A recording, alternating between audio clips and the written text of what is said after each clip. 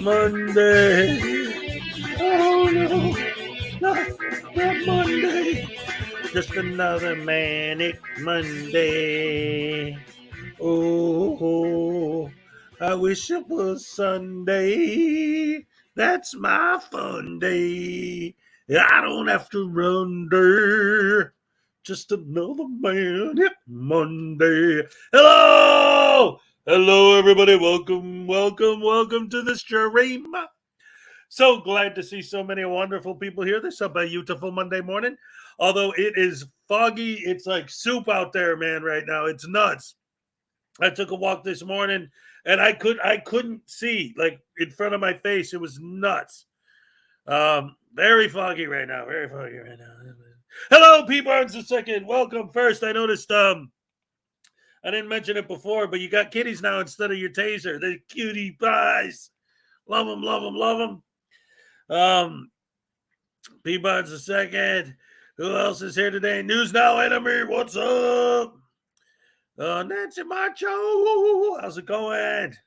Let's see. KTZ? I didn't see KTZ, but everyone's saying KTZ. Well, if KTZ's here, thank you. Thank you. Welcome, welcome. Good to see you. Good to see you. As always. P Barnes, Nancy Marcho, Little Chihuahua, Big World, what's up? Terry Barnes, good morning. Rise and shine with Hezokuai. That's a fact. Peck's in the house. What's up? I'm cooking, so I'll be back later. Throw a couple shrimp on the Barbie for me, will you? Terry Barnes, what's up? P Barnes, Terry Barnes, hit that like button. Yeah, that's right. You tell him, Peck. Eye Kisses in the house. What's up? Good morning, early rashers. Rise and shine with Hezekiah. All right. Love it, love it, love it. Let's see who else we got in the house. This is a wonderful morning. Commentator Auditor. Good morning, Hezekiah Land and Rash. Don't forget, ladies and gentlemen, Commentator Auditor is going to be our guest. Frauditor News Network and I on our show this Saturday, 5 Eastern. It's going to be Commentator Auditor. It's going to be a good show. No question about it. Commentator, I hope this isn't the first time you heard about it. No, I'm just kidding. Jokes. Jimbo, what's up? Good to see you. Let's see, who else do we have here today? News Enemy, P Barnes, Nancy Marcho, Terry Barnes, P Barnes, Jimbo, Terry, Little Chihuahua, Salacious. Yes. Did News Now Enemy just put himself in timeout? Oh, no. That would be funny. It's funny because sometimes, when you go to do that and the chat's moving, you'll accidentally click on the wrong person. I've seen that cause a lot of misunderstandings over the years. That's part of the price you pay for YouTube, though, I guess. Terry Barnes, Jimbo, Nancy, Salacious. Who else? Lord KJW, there he is. What's up? Nancy, News Now Enemy. Salacious, Jimbo, who else? Let's see. Did I miss? Oh, Space Trucker, what's up? Good morning. It is coffee time. All right. That's absolutely right.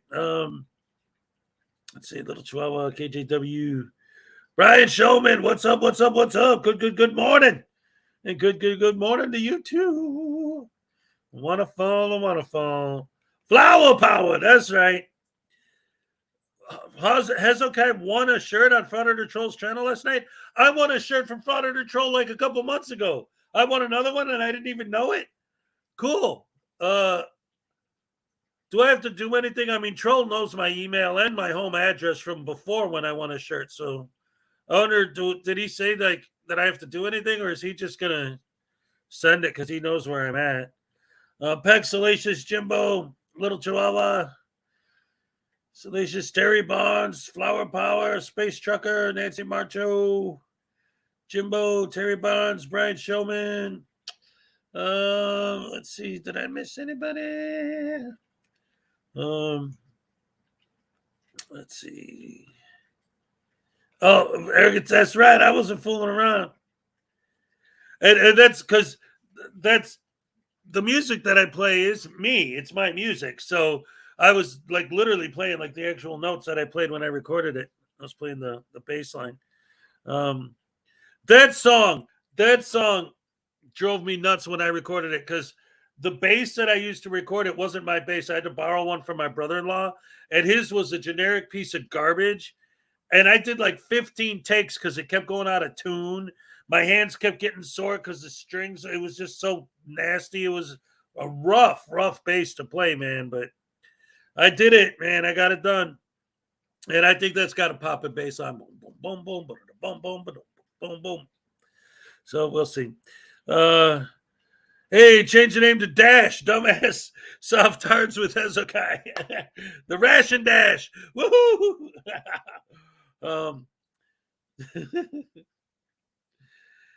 Oh no, yes.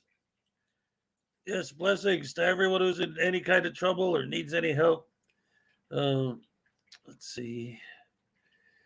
Space Trucker, the Tequila Kid, what's up? Good morning, good to see you. Jimbo, what's up with that?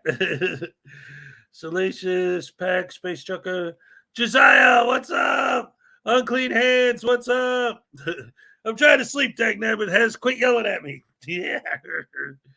Um, quiet. Unclean Hands is sleeping. Well, pretty soon he's going to be hearing his own voice. Empty Woods, what's up? Ornery G.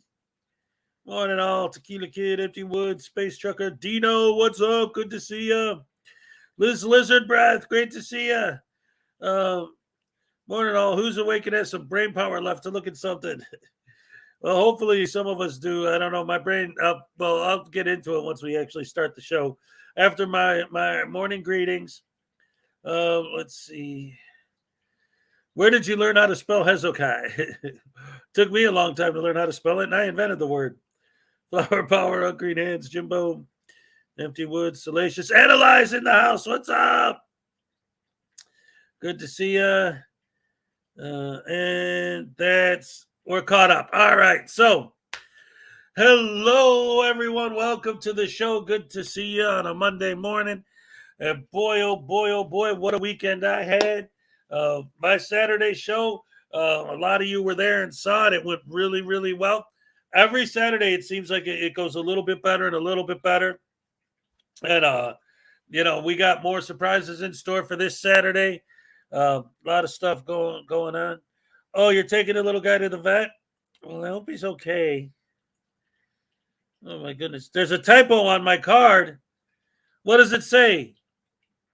I never even realized it. What did I do wrong? Let me know. I'll fix it. Everyone who got a copy of your card already, I can fix it now for future ones that I make. But Sam, I am. What's up? Uh-oh.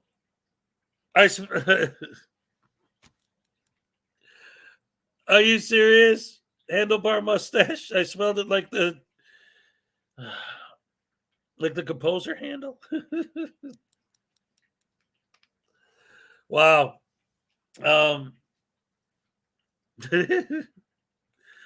That's great. So far there's several copies of that card floating around the world with handle spelled wrong. Great. Well, I'll fix that right now so that future versions. I can't believe it. Thank you. You're the first one who noticed. Woo. Oh man, thanks. I don't care. Someone else pointed it out to you. Yeah, I didn't. Yeah, it's a collector's item now because the new ones, there's still a bunch that have already been printed with that mistake on it. But yes, now it's going to be a collector's item. Which, this is awesome. Thank you very much, Unclean Hands, because you just opened the door to what I wanted to talk about this morning. Perfect segue for what I wanted to discuss. Ladies and gentlemen, I know I've been talking about how for the month of March, I want to do another giveaway and how I'm going to do it based on my cards. And it's going to be a card-based giveaway. And the idea was that the grand prize would be a full set of all 110 cards. However, I've come up, there's something I've been working on.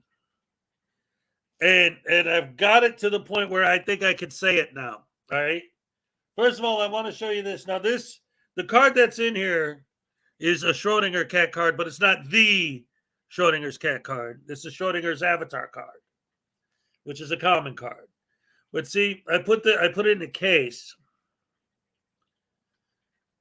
All right, and it's got a nice little display case here, like this. Like you put it on your mantle like this, right? Now, what I've done is I redesigned the actual Schrodinger's cat card.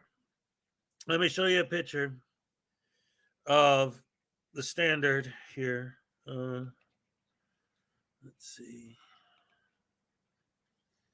Okay, so what I did was I took the regular Schrodinger's cat card and did a foil version of it, like a 3D. What do they call that? Hologram, a holofoil version of it. And for the back, I have a custom backing. This is the one that I'm going to make for Mrs. Schrodinger's cat. She's going to get the one with this backing on it. That's going to be her exclusive special thing just for her. All right. But then the rest are numbered. See, U.S. Navy number 10, number 1. There's the Schrodinger cat card itself. So what I'm going to do is I'm only ever going to make 18 total of these special holofoil Schrodinger cat cards. Except for the one that Mrs. Cat is getting that says RIP on it, they're going to be numbered. And they're going to be in these cases, mounted in these display cases. All right. So what I've decided to do is to make that one of the prizes. So number 1, the one that says RIP on it is going to Mrs. Schrodinger's cat. Number 1 is going to a Marvel girl, no matter what. I'm just doing that automatically. So numbers 2 through 12, so there's 10 cards total, will be prizes that you can win. And again, they would be custom numbered in a case with a mount, and everything fancy.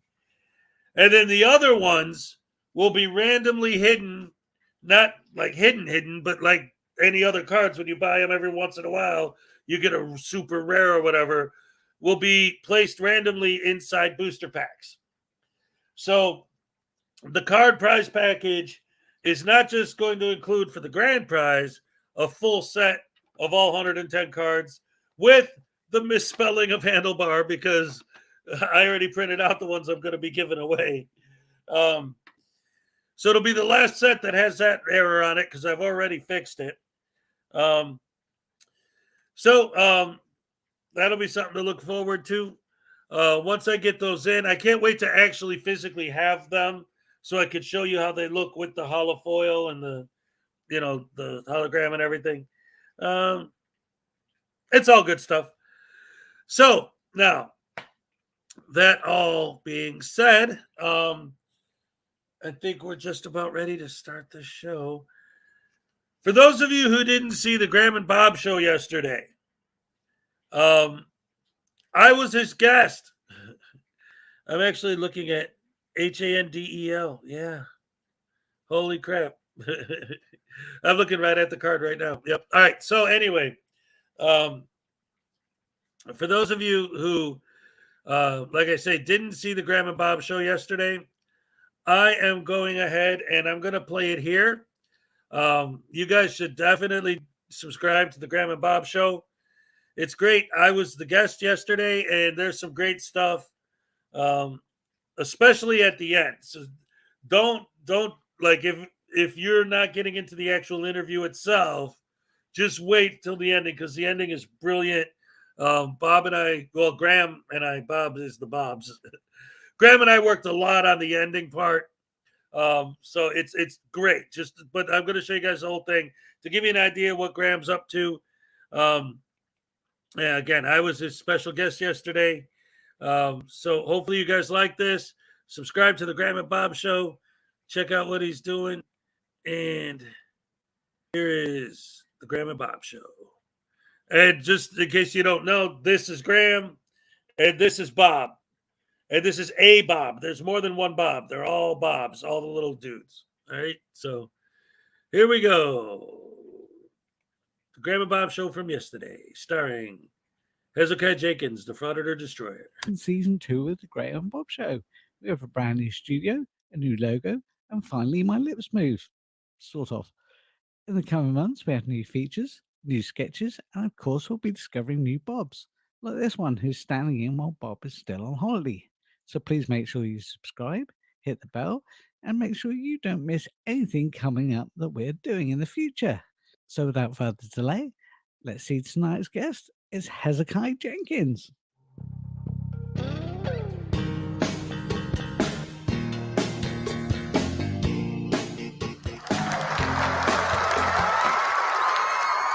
Some say he has a secret identity, but we know him best as Hezokuai Jenkins. Hello. Thank you for having me. Well, it's absolutely wonderful to have you on the show there, Hez. And you don't mind me calling you Hez, do you? Me and you, we know each other. Oh, absolutely. Not at all. Not at all. What was your name again? Tony, Steve, Jim? Oh, but wait, Graham? Graham. Yeah, that's it. Yeah. See, we've known each other for years. He remembers me, honest. Yeah, we go back. We're good friends. Absolute pleasure having you on the show. Bob's away on holiday at the moment, so he won't be featured, but you get left with me. But it was really nice to meet him, but oh well. I'm a big fan. I secretly watch this Rise and Shine with Hezokuai in the morning. This is your fantastic morning stream.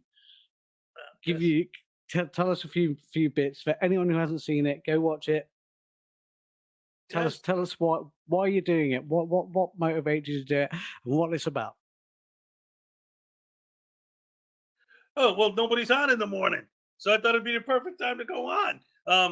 The fact of the matter is, the show is Monday through Friday, starting at 7 a.m. Eastern Standard Time. And then on Saturday, I have my Saturday afternoon show. But the Rise and Shine with Hezokuai show, hashtag rash, Rise and Shine with Hezokuai, we spread on the Frauditors like a rash. The whole idea behind the show was that all the people that go on late in the afternoon or at night, it's not that I didn't want to compete with them. It's that I want to watch their shows. So I didn't want to go on at the same time. So I thought, well, nobody ever goes on in the morning. So I'm going to do a morning stream. And immediately people started showing up. And I had Team Skeptic on there telling me, dude, you got to do it. You own the mornings. You're the only one. Keep it up. And it's working out great. People seem to love it. I'm getting a lot of great reactions from it. I got people like this Graham from the Graham and Bob show. He's there every morning hanging out, having a good time. And it's a lot of fun and I love it. Yeah, I do recommend it. Absolutely. Everyone should hang on in there. The chat crew, the Rash crew is amazing and well worth watching. And this has all come about from like your kind of history with the Frauditors and the First Amendment auditors and what got you into all that? What you've been at this for what's this? Oh, okay. What's what? Oh wait, there's a thing. This is actually my book that I wrote about the Frauditors. It's called the Frauditors Handbook. But I'm not just here to promote my book. I'm also here to sell it. It's dedicated to the memory of Schrodinger's cat. That's right. Rest in peace, big cat. $4.99 at Amazon.com. What was that you were saying? I'm sorry. How did it start? It started when I was watching a video of this dude getting pulled over, and he was giving the cop what for, and like giving the cop a hard time. And I was looking at that, and I'm thinking, hey, you know what? Maybe I could see that. Like if a cop is like, if you weren't doing anything wrong and you get pulled over, pulling out your phone and recording it so you have evidence to show in court that the cop was wrong. And I'm like, yeah, you know what? That's a good thing. I like that. So I decided to go to the dude's webpage a little deeper, see if he ever posted a follow video. And what I saw was that he had tons and tons and tons of videos of him getting pulled over. I'm like, who the heck gets pulled over that often? That didn't seem right to me. There were red flags popping up all over the place. Well, what I didn't know at the time was that I was watching a Glenn Serial video. That's what got me like watching all these videos. And then, you get your recommendations. They're saying you're watching these auditor videos, and I start getting more of those. And then I start getting these anti-auditor channels, starting with, Team Skeptic, Schrodinger's cat, all the classic ones, Cake, all these guys at the time. She's telling me it's time to advertise my book once again. Ladies and gentlemen, How to Suck at Life, the Frauditors Handbook by Hezokuai Jenkins, available on Amazon.com. All right. Yeah. Just going back into that. So you mentioned Schrodinger's cat there. Now, I've seen your rendition of a Schrodinger cat video. of you in the car, pretending that you've been pulled over, preaching for Schrodinger's cat. What brought you to that? Go on, tell me. Well, I was just going to say there's a story behind that. So what happened was, I had done at that point a couple sketches, videos where I was doing sketches making fun of sovereign citizens and auditors. And Schrodinger showed a video where this guy got pulled over and he started praying to Donald Trump. Donald Trump, please come get these police away from me. Donald Trump, please save me from these evil police, which is completely ridiculous. So I decided to make a video where I was saying, please, Schrodinger's cat, save me from these frauditors. Please, Schrodinger's cat, save me from these horrible frauditors. And it's because Schrodinger himself showed that video on his channel that I got my first 1,000 subs. Law Talk with Mike got me my first like 300 or so when he mentioned the video that I did where I was doing an impersonation of Steve Irwin, talking about sovereign citizens. Like, hey, Crocky, this is a stupid sovereign citizen. He's got a license plate. Isn't even real. Like that kind of a thing. And that got me about 300-400 subs. But then when Schrodinger showed the video where I was praying to Schrodinger's cat, impersonating the guy praying to Donald Trump, he was like, when I wake up tomorrow, this guy better have over 1,000 subs. And sure enough, I did. So have you always been creative? Yeah.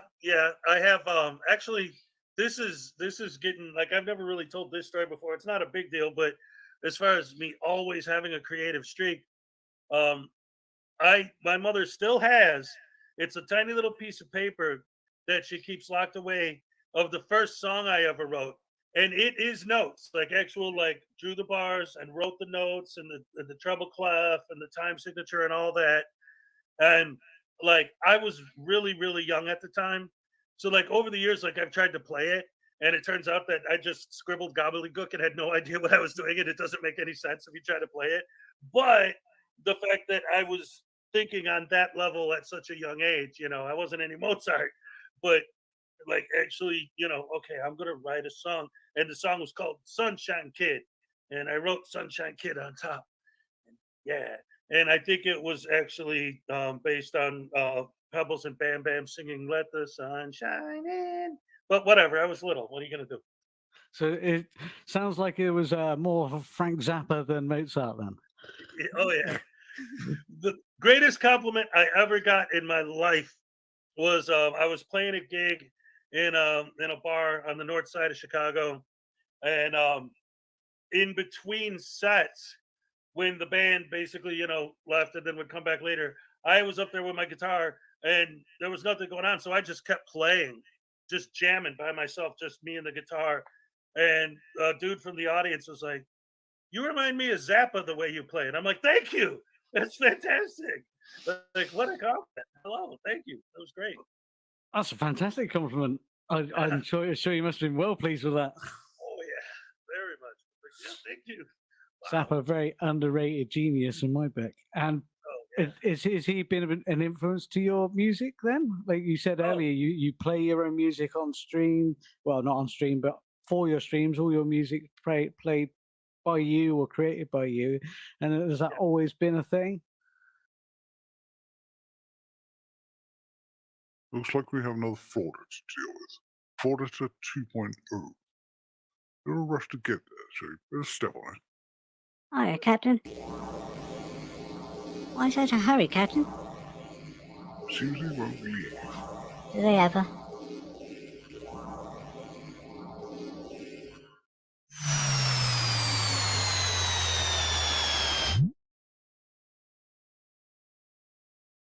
Beam us down. Come along. Hello, I'm Captain. This is my crew from the Space Sub AMG. So what's going on here then? There is no expectation of privacy in public.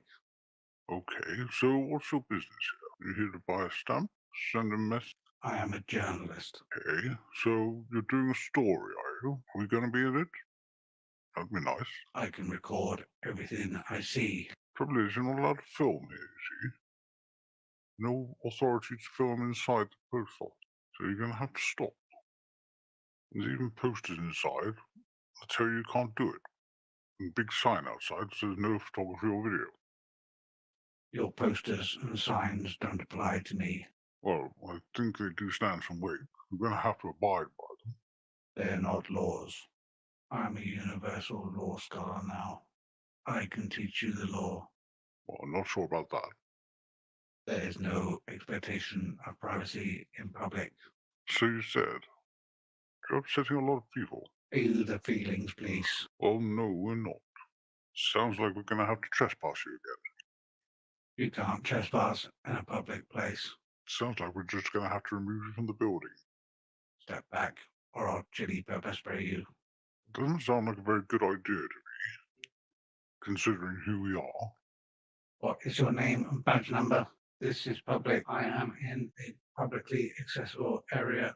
That may be, but you're not authorized to record in There is no expectation of privacy in public. here. Looks like this is going to take a while. There is no expectation of privacy in public.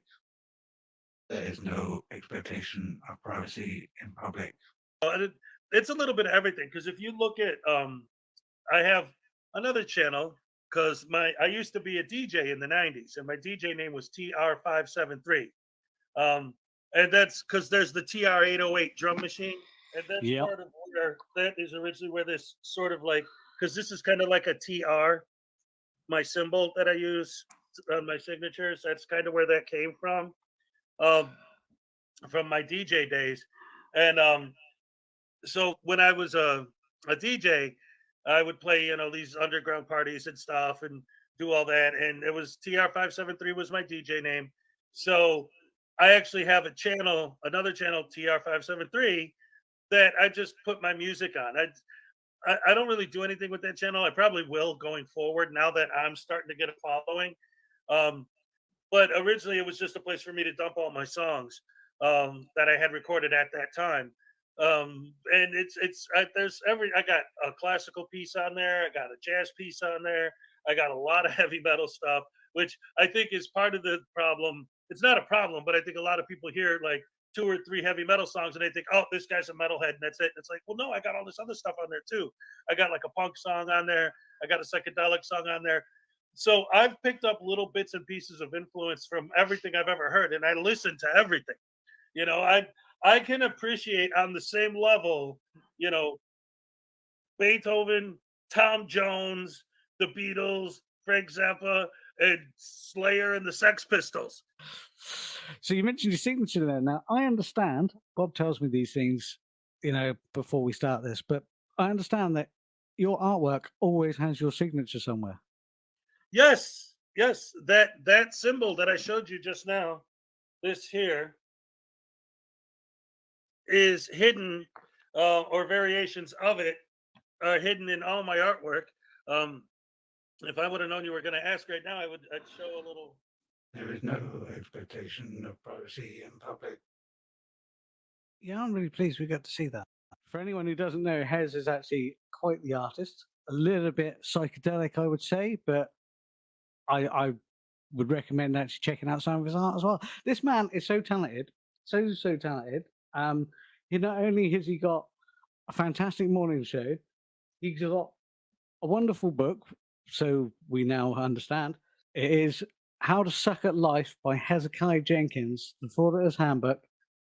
I recommend it. Actually, we have a copy here in the studio. Also, keep in mind that all the music on my channel was written by me. The man is an absolute genius. Now, what you've also been doing is playing cards. Yes. Now, these are fantastic, and they are so well made, so beautifully put together. Really difficult to get hold of in the UK because shipping is going to cost too much. But if you're in the US, check these out because they are absolutely awesome. There's 110 cards, 55 idiots, and 55 heroes. There's power-up cards. There's your regular cards. It's like a card game, right? And you have your regular cards, your characters, but you also have like power-up cards. One of my power-up cards is the Moorish, the actual Treaty of Peace and Friendship, which does nothing unless you're playing the game physically in Morocco. It actually says on the card. Things like that. It's fun stuff. And then on the hero side, I have cards like I have the Schrodinger's cat card, and then the Schrodinger power up is Schrodinger's silver play button. Things like that. So it's fun stuff. Absolutely fantastic. And I understand you're doing a board game, so we can actually like play this as a proper game. Is that right? Well, it's not necessarily a board game. It's just the idea is having a thing that you can print out it'll have three locations, right? A post office, a city hall, and a police station. And then the idea is when you play the cards, like, on one side you'll have the idiots, on the other side you'll have the heroes, and you're trying to take over each location. Like the idiots will attack the post office, and then you've got to go and try to beat them. And the reason why I decided to break it down that way is because if you have the Schrodinger's cat card, you're gonna win no matter what, always, and there's nothing anyone can do to stop you. It's an insanely overpowered card, but I did that on purpose. And so by having three locations, even if you play that to win the one, you still got, like, if you win the post office, then you still have city hall and the police station to fight over, and that makes it a little bit more of a challenge in trying to play strategy and figure out how to where to place them. See, I told you this guy knows he's a genius. He's creating so much, and not only is he doing this, he's also running a Saturday stream now. Yes, I have this show every Saturday at 5 o'clock Eastern. It's me and Frauditor News Network, and every week we have a different guest. In past weeks, we've had guests like Witch of Hearts, Script Cat, Duck Danger. We're going to have a bunch more coming up in the future. It's a great show. We have a lot of fun. You must be so pleased with how things are going for you. Where did you ever see this sort of kicking off as well as it has? All right, so I just want to acknowledge real quick the Space Trucker $2 super chat. Thank you so much. You want those cards? And I don't know if you saw earlier, but I was showing how I'm gonna add to the prize package. I designed a new Schrodinger's cat card that's going to be custom. There's only going to be a limited number of them. They're going to be numbered. They're going to come in display cases like this one. This isn't the card, but this is just an example in the display case with the little, holder to hold it. It's going to be a limited edition Schrodinger's cat foil card, hollow foil card.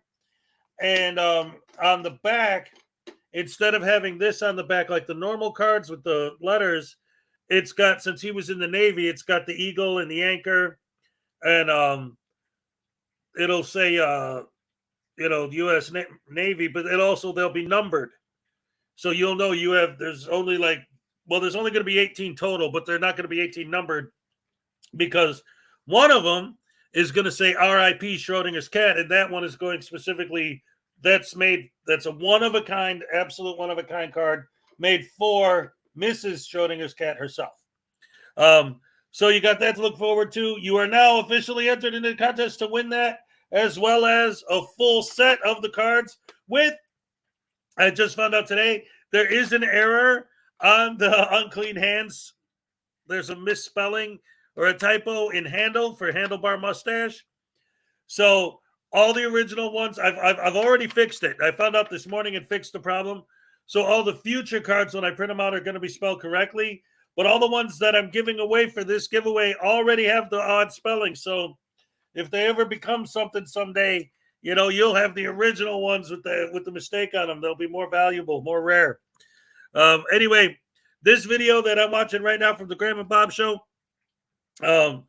this is where it's really going to get crazy, guys. So pay attention. This is where it goes completely nuts. And it is awesome. I love this. Graham did such a good job with this. I'm so proud of him. No, not at all. And it's funny too, because, obviously the frauditors will always try to bring you down no matter what. Right. And there's like, oh, well, you don't have 100,000 followers. What makes you think you're so great with your little blah, blah, blah. But I mean, when I first started my YouTube channel, I thought like, ooh, someday I might get 100 followers. Oh boy, wouldn't that be awesome? So the fact that I have over 3,000 is like, wow! I never imagined that it would be possible, and having such positive feedback. That's the thing that really blows my mind the most. Is I get people telling me all the time, like in emails and everything else. Like, oh man, you have a great show. Oh, your show's my favorite. I love watching your Yeah, videos. You're so absolutely. good. Blah blah. I'm like, really? I'm just doing my thing. Do you hear anything weird? I don't. Sorry. No, I'm good. I'm good this end. Are you okay? Yeah. Yeah, I thought I heard something. I'm sorry. I don't know. What we'd like to know a little bit, I think, is what was it like for you growing up in Chicago? Thank you, Veen, for the $2 super chat. You are now entered into the March contest for the cards. And also, we got another super chat from Jimbo, whose name is now also entered. Excellent. Thank you so much. I appreciate that.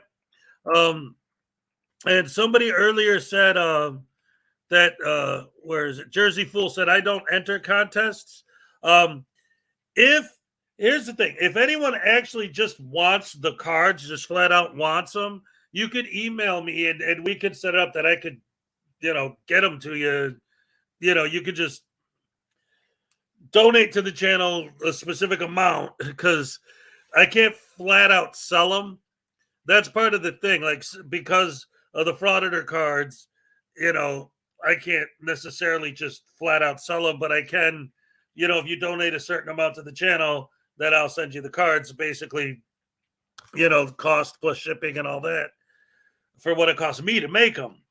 But the idea behind the contest is if you can't afford to buy a whole pack of cards, but you want them, well, who knows? For any amount, you're entered, right? So you could do a 99-cent super chat and then win a full pack of 110 cards. You never know, So that's the idea. But anyway, let's get back to the video. Like I said, it's about to get real crazy in a minute.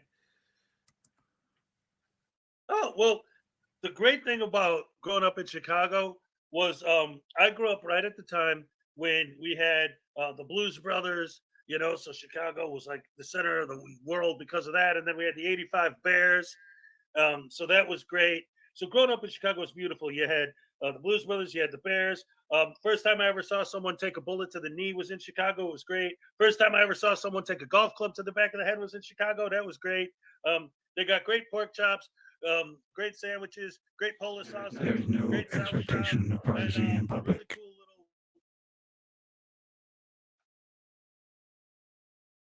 little.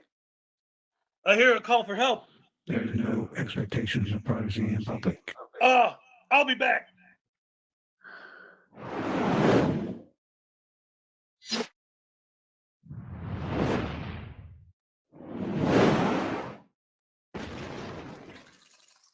There's no need to fear. Hezokuai is here.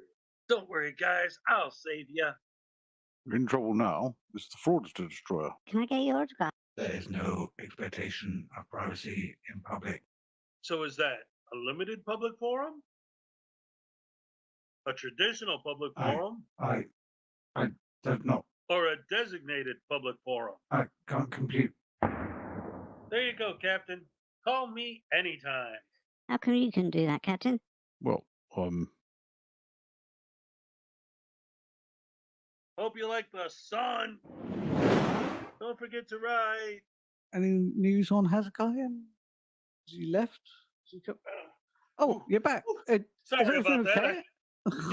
Yes. I just had to take care of some business with the Bobs for you. Anyway, buy my book, and thank you for having me. And what else? Fantastic. Thank you very much for being here. And everyone, Thank you for remember, having me. all the links are going to be in the description. We have Rise and Shine with Hezekiah. It's the hashtag Rash, and it's basically your morning show, and that's on at 7 a.m. Eastern. Correct.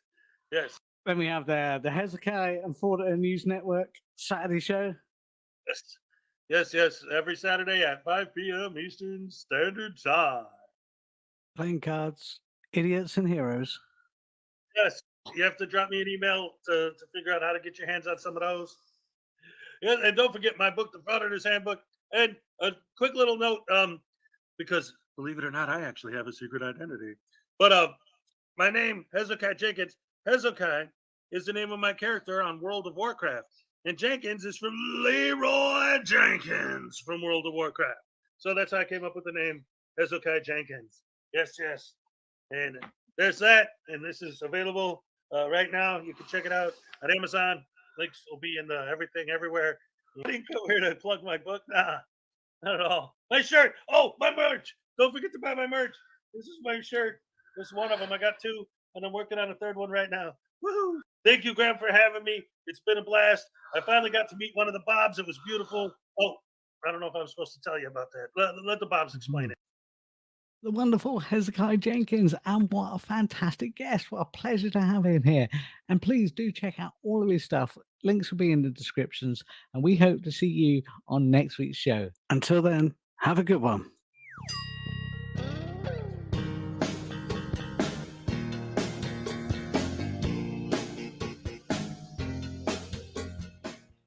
Oh, you know what? By the way, I forgot to say, man, buy my book. All right. I thought Graham did a great job with that. You guys definitely should go subscribe to the Graham and Bob Show.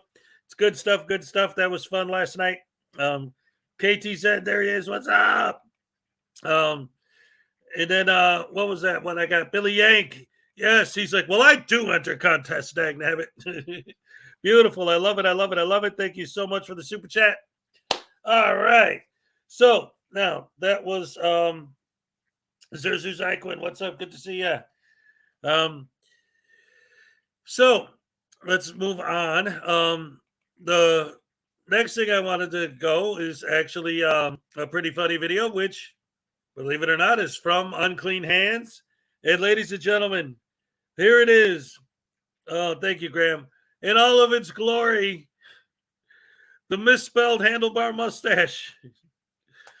It is. It's handled like, you know what? My spell checker didn't catch that because that is the correct spelling of the name of the composer.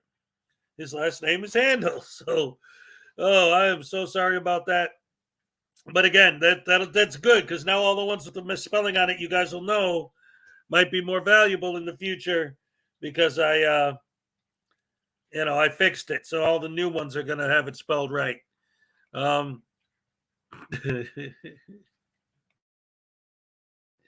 Anyway, this video I'm about to show. Oh, you know what? We could maybe we could all watch it here if you want. So this video I'm about to show, this is great because for those of you who've been with me for a while, I started out by doing sketches, making fun of these guys. And this is a dude in the UK doing sketches, making fun of these guys. So that's what he features in this video. And it's some great stuff, really funny stuff. So let's go ahead and check that out. Channel. It is Windswept Robert is the name of his channel. Anyway, let's check it out. What is an auditor? Is an auditor a social justice warrior? Someone who's going to make sure that your rights and their rights are upheld and no one's going to trample on them? Is an auditor someone who's standing up for the small guy in front of big pharma, big business, government, and the police? Papers and registration, please. Is an auditor someone we should respect and we should support and we should encourage to go out and continue to fight the fight for us small people who can't fight the fight for ourselves? Or are auditors just a bunch of fannies? Today I'm doing this here place and seeing if I can find anybody to wind up. This guy's got some other videos mocking the same people, and it's pretty funny. I like it. Anyway, yeah, you gotta wait till the end of the video to see the best part of the whole video is right at the very end. Anyway, here we go. Nonsense. They're out there for one purpose, and that is to passive aggressively wind people up and to get a reaction cam. That's it. No other reason. They don't have any skills. They don't have any personality. That's maybe not true. Maybe some of them have a personality. In my opinion, it's the lowest form of filmmaking there is. You don't need any skill. You don't need any intelligence to do it. All you need is a basic camera to put in someone's face. Hello, what are you filming me for? Because I can. You do need a couple of things though. You need one, to have a lack of empathy, and you need two, to have no desire to care about your fellow human beings. If you have those two things, and a camera, you can be an auditor.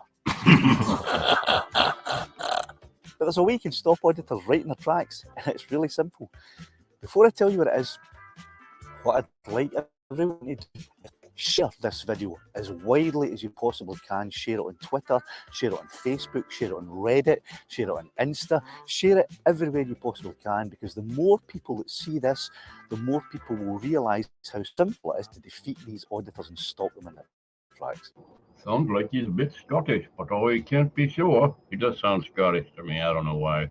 But anyway, yeah, he could be talking about any auditor anywhere in the world. They're all exactly the same. Even over there, same thing over here. So for those of you who don't know this, I'm sure most of you do, if you publish a YouTube video that has copyrighted material on it, say an image or a piece of footage or some music, particularly music, if it's copyrighted, what 99.9% of the time happens is that the record label who produced that original piece of music will put a copyright claim on the video. And the audio, the confrontation is their thing. They can't make any money without that, because there won't be any interest in the videos without that. Play music on your own phone and just stand there. They cannot then monetize that video because there will be copyright claims against it. So let's watch how a confrontation with an auditor can go not the way the auditor wants it to go, and in fact can eventually shut the auditor down. Today I'm doing this here place and I'm seeing if I can find anybody to wind up. I'll be trying to get them to shout at me and threaten me, and if they call the police on me, that's even better, because I'll get me more views on YouTube. And I don't care if you upset anybody, because it's my right to annoy people in this country under section blah blah blah, paragraph umpty dumpty of the legal legislation of the law. And nobody is taking away my rights to do what I likes in this free country. I've cut up bits and pieces of this video where he went on for a while about the music and how you can get the video demonetized and all that. But yeah, I think he's funny as hell. I'll put the link to his video in the description as well as your channel. So give him a follow if you like what he does. I think he's funny. Hello, what are you filming me for? Because I can. Is there anything I can give you a hand with? Yeah, just get back to work, you're dismissed.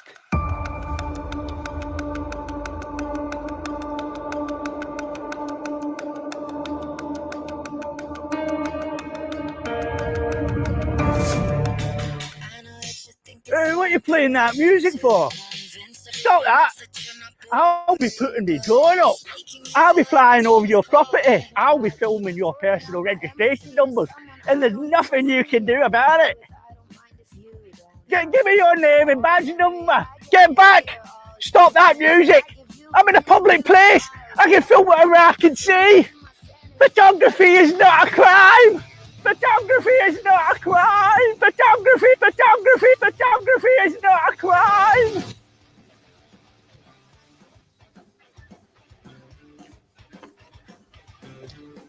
What a funny. If you're hearing noise in the background when I speak, it's the 6 fans in this damn new computer I got. I'm fixing to unplug a couple of them, making a lot of racket in the background. Anyway, yeah, I think this guy's hysterical. I love the ending. Absolutely love the ending when he runs down the road screaming. Anyway, I'll put the link, like I said, down in the description. Go check him out. Love y'all. Bye. Yeah. That was great stuff. I thought that was hilarious.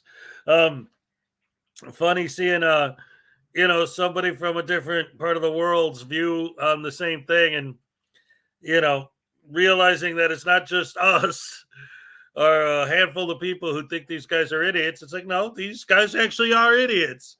And it's a global phenomenon of stupidity. Another thing that I got here for the next video I wanted to show was it's Sofsit Finds Cuffs Quickly by K-Far. And I wanted to show this specifically because the other day in my comment section, some guy called Quiet Sheep or Quiet Lamb or something he he made a comment like, I'm always asking Hezokuai to show good cop videos. Where are the good cop videos? How come he doesn't show them? And I try to explain to him that I show videos of great cops doing great police work constantly on this channel. Every time I show a video of a frauditor getting arrested, that's a good cop doing a good job. Every time I show a video of a frauditor getting trespassed, that's a good cop doing a good job. I show good cops doing a good job all the time. And here's another one from K Farm. Frauditor, wait, where is it? Oh, see, there's so many arrest videos I got for today. Good stuff, good stuff, good stuff. Here we go. Soft-sit finds cuffs quickly. Hey guys, KFAR back again, once again, reporting from apparently Antarctica this evening. We are hunting for Stupid. This guy, we found it. We found Stupid. This officer's just going to go from, oh, you have a suspended license? Okay, please step out of the car real quick. Hopefully you guys enjoy it.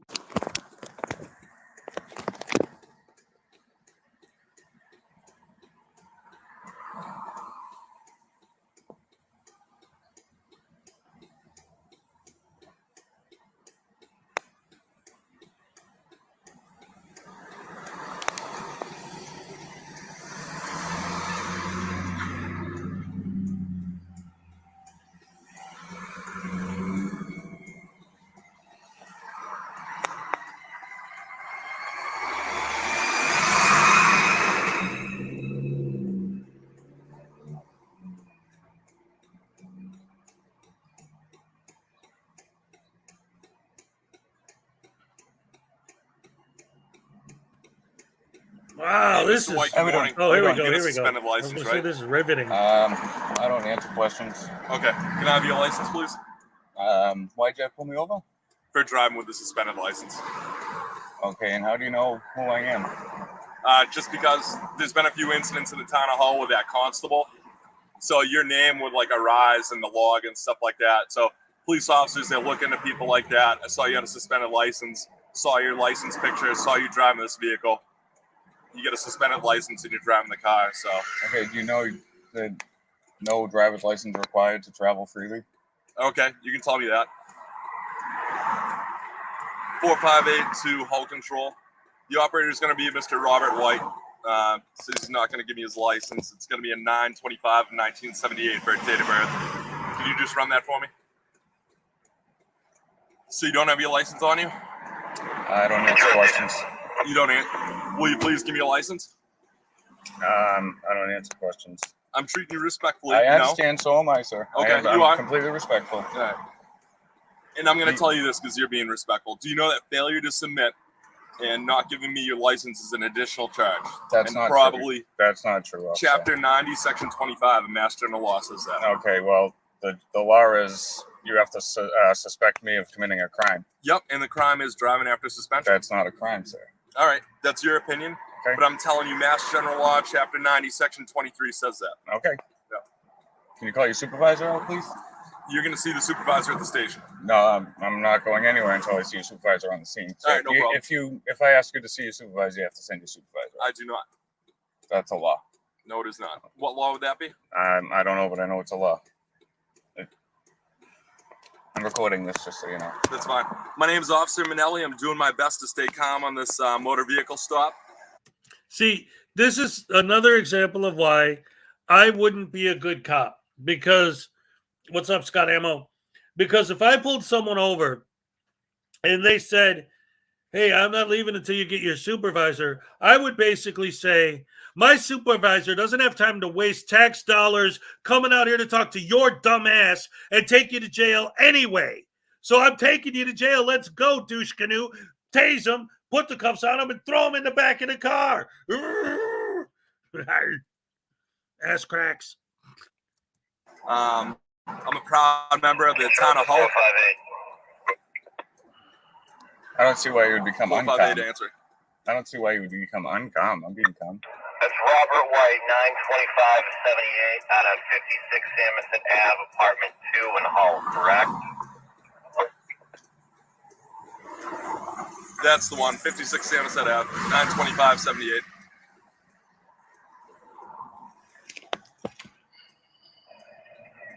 Suspended rights, suspended active probation. Roger, he's suspended. Right now, he's saying he's not going to give me his license or get out of the car. Can you do me a favor? Can you unbuckle your seatbelt, get out of the car for me? No, I'm not going to do that. Can I speak to your supervisor, please? I got to ask you to step out of the car. I'm not going to do that, sir. Not willingly.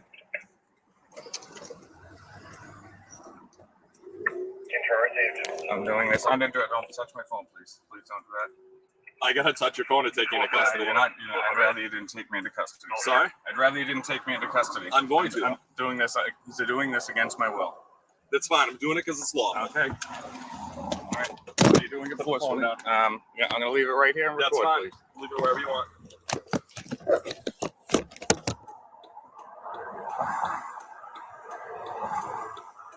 Four 5 8 to 454 450. I've got him out of the car. He's being compliant now. He's always being compliant, sir. So just so I know, how did you know who was operating the vehicle? Sorry? How did you know who was operating the vehicle? Because I saw you when you were coming northbound on Nantasket Avenue. When was this? About a few minutes ago. I saw you driving this vehicle. Okay. I could see you through that windshield. And you identified me how? Just by picture. So I looked at the license picture, and then I looked at you.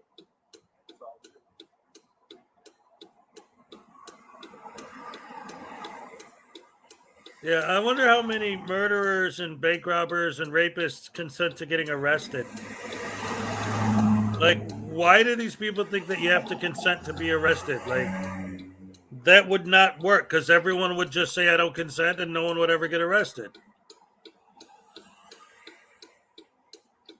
More riveting content from I guess this guy, well, he didn't claim to be a photojournalist, but he obviously didn't claim to have a brain either.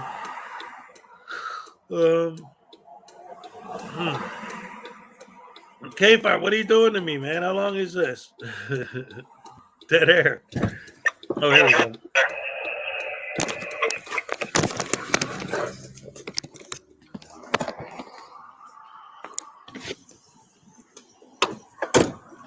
Yeah, they love to film their own stupidity. It's amazing.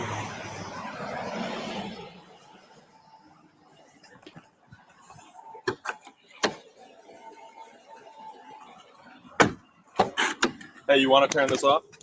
It live streams, so. Oh, it does? Where's the live stream to? YouTube. Oh, that's awesome. What's it going to be named? I don't know yet. What's your account? Yes, Mom.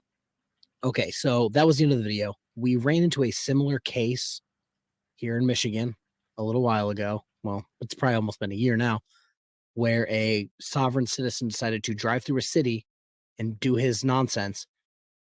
He did it in a place where all of the cops there knew who he was and knew he had an expired license and shouldn't have been driving. And then they got upset because they knew who he was and they could run him from his name because they knew who was driving and knew he had an expired license. This guy was known through the city. They literally got him by his picture. That's how they knew who he was. There's a bunch of Supreme Court cases and lower cases that I've already cited 50 million times, so I'm not going to do so again. I was going to hold up my piece of paper to save my voice, but here we are.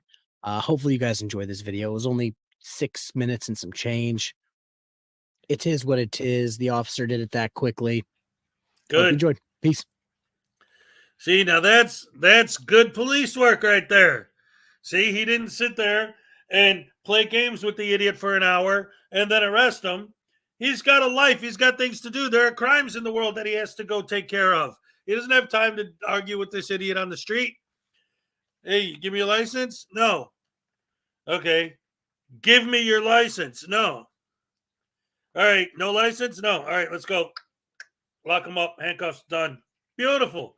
Beautiful. That's glorious police work right there. That's a good cop doing a good job. Thumbs up for that officer in that video. He did a great job. Now let's see what else we got. Now, This might get a little extra. Commentator Auditor, your most recent video I did on Saturday because I was advertising you being on the show next week, so I played it when me, Blue Bear, and Flutter News Network talked about it. Yeah, sub to Kfar so he can make some money to turn his heater back on. Yes, he was an awesome cop. Excellent. So anyway, I have this one that's pretty interesting. You got to definitely watch your earballs on this one because it's a new Frauditor troll, but it's Direct D getting arrested again. The guy who, when I interviewed him, said that he's going to stop doing it because he's sick of getting arrested because he's got a baby on the way and he doesn't want to be in jail and miss the kid growing up. And now he's literally jumping on squad cars with a megaphone, literally begging to be arrested. Like, I mean, the dude's, I think, I don't know, man. Somebody like, maybe he tried drilling holes in his brain to see if it would increase his consciousness and it kind of made him even dumber. I don't know. Well, I mean, the guy's an idiot. Obviously, as dumb as a pile of rocks. In fact, that would be an insult to rocks. Yeah. So here's Direct D getting arrested again. Unless this is an older video, but I don't think so. Frauditor troll didn't say. Well, let's see. I don't remember. I didn't. Let's find out. Today's video, I have some excellent news coming to us straight from the channel The Frog. Go check him out. The link will be in the description. So he found out that Direct D has actually been arrested once again. And this time it's for interfering with a police officer. He was shining his flashlight in the officer's eyes, and then he was told not to, and then he just ran like an idiot, just flashing it again. He really wants to go to jail. This guy is doomed to one day do a long time in prison. Well, actually, he already did 7 years, so he should be pretty used to it. I'm sure it won't bother him that much. Direct D is the definition of cop watching done wrong. With that being said, enjoy the video. So once again, the update comes to us from The Frog. Go check out his channel. Go subscribe. He has tons of updates. He's very, very fast on the news and will give you all the arrest info on frauditors. So here goes. Well, Direct D has just got arrested, and as far as I can see, it's for being stupid. I've frozen it there because, as you can see, he's shining that directly at the police officers as they're dealing with a suspect. As you can see, he's approached by the officer and given a warning that if he does it one more time, he'll be arrested. But of course, this is Christopher Ruff that we're dealing with, and he's not the brightest tool in the box, and basically acts like a kid that never grew up and hates authority. We'll just fast forward a couple of seconds, and now you see Direct D appear again, and of course he runs around shining the flashlight at the officers, and there are results to his actions, as you can imagine. Well done, Christopher. Now, of course, his partner in crime, Tempe, against police violence, swears he did nothing wrong and just says he was running around in circles pointing the flashlight at the ground. Well, as you can see from a still, that flashlight wasn't pointing at the ground. Well done, Tempe. Now, where the charges stick, I don't know, but stupid, Direct D. Thanks for watching. So once again, that was from The Frog. Go check him out. Link in the description.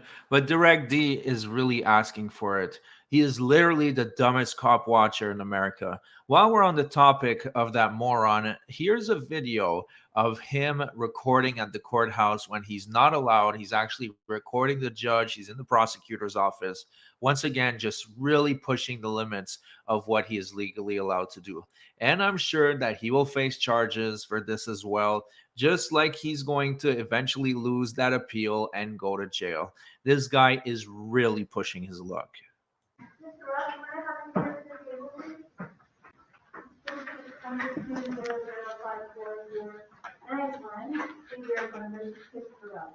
Ruff, I have your application for the public approval that you submitted, although it was not complete. It was complete. So I could not make a decision on whether you're eligible or not. How's it incomplete? Because it does not indicate any source of income. It says you don't have a job. Yep.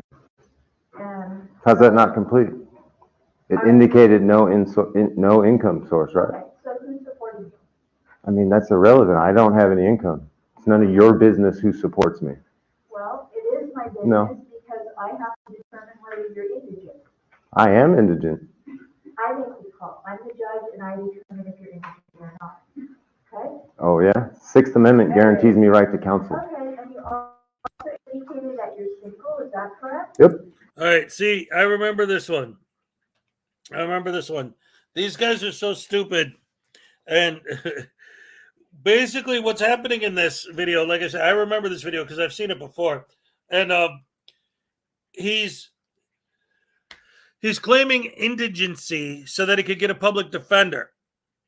And he's further claiming that, well, the Constitution gives me the right to have defense. Yes, it does. But it doesn't give you the right to have free defense. If you can prove that you can't afford a lawyer, then one will be appointed to you. But you have to prove that you can't afford one. Not that you just want the state to spend all of its money hiring lawyers for you when you could have hired them yourself. Because that's silly. So he's arguing that it's none of her business how much money he has. Well, how do you fill out a form saying that you're indigent and you can't afford to hire a lawyer? And when it asks you how much money you have, you say, I'm not going to answer. You're the one who's asking for the form. You're the one who's asking for a free lawyer. So I'm asking, well, why should we give you a free lawyer? Well, because screw you. This guy's so stupid. Ugh.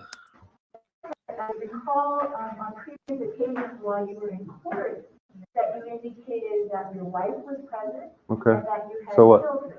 Do you have a marriage license on record that you're talking about? You're just referring to some words. If there's one thing I really can't stand is freeloaders and people that take advantage of systems. And right now he's saying that he has no money, he's broke, he doesn't make any money, and he needs a public defender. This guy makes over $150,000 a year on just this one channel, and he has 4. And his other ones are getting good views as well. In terms of YouTube's views and revenue, this guy is making a killing, harassing cops and baiting the police. So yeah, it's really ridiculous that he doesn't even want to pay his own attorney. He wants the society to pay it for him. This guy is the literal definition of a leech of society. Huh? You have children that you're supporting? I'm not supporting anybody. Okay. Well, I'm going to have to deny your application as... On what legal grounds are you denying my application? Because it's not completely filled out properly. Yes, it is. Are you saying that I lied on legal documents? If you would like the application back to fill it out completely, I will evaluate whether you're indigent. How is it not filled out completely? You need to elaborate better for me. I don't understand what you're saying. First of all, you indicated that you're single. You have no other individuals that you support. You have made in this court before that your wife was present and you had a new baby that was born and you had another child. What's your point? That doesn't mean that I'm indigent. It's not filled out with any of that information. It does not have any information about any other source of income. And Rossetti, I have your oath on file. If you go against it for the Sixth Amendment, that's grounds to be terminated as a judge. would you like It's grounds to be terminated as a judge. like to have the application back to fill it out completely? I filled it out completely and accurately. That's a legal document. It's perjury if I don't. Do you want me to rule on it as it's filled out? It's your career. You rule however you want.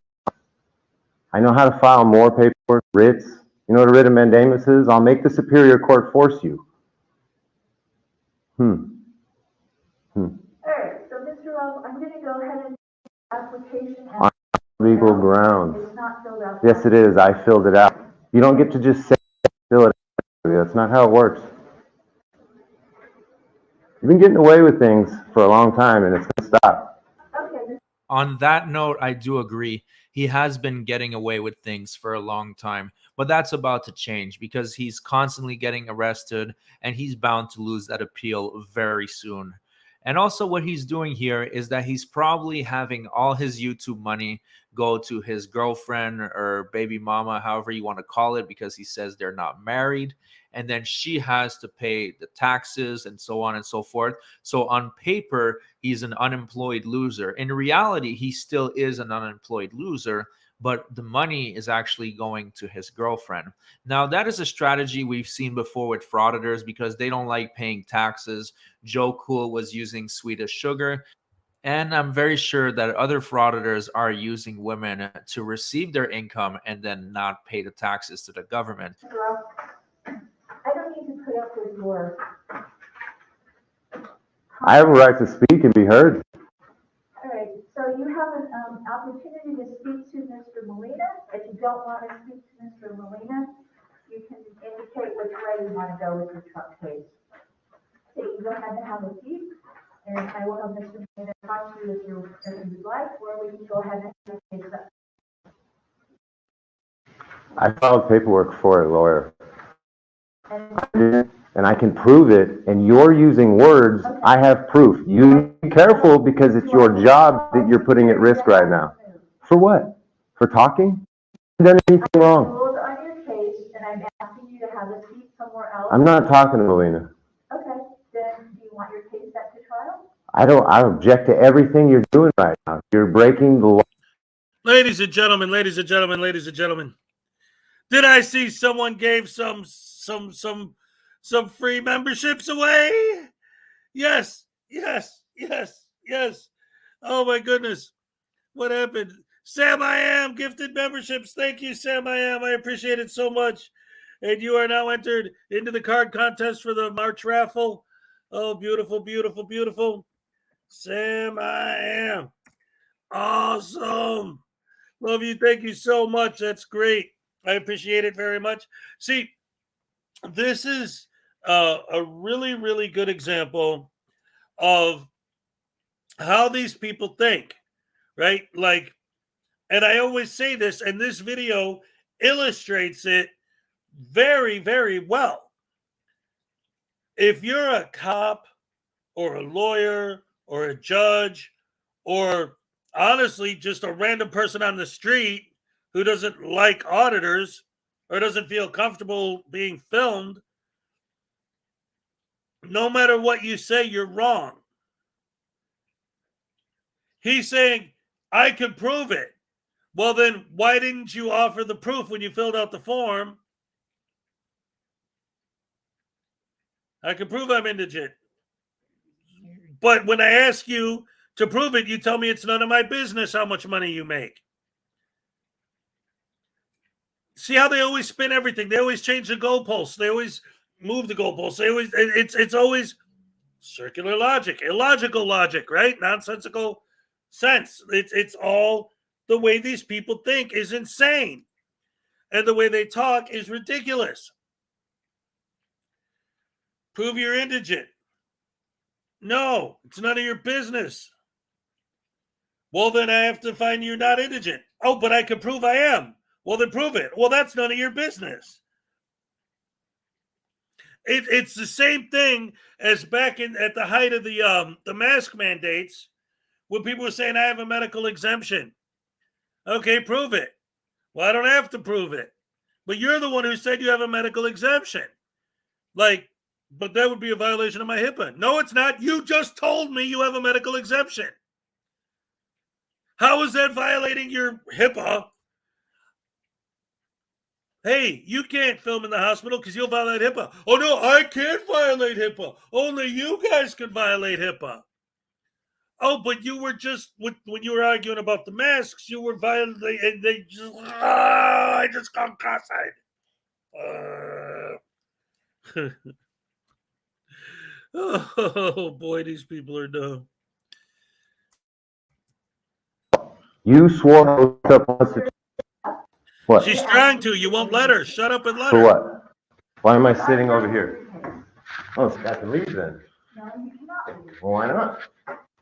Mr. Moya, have a seat.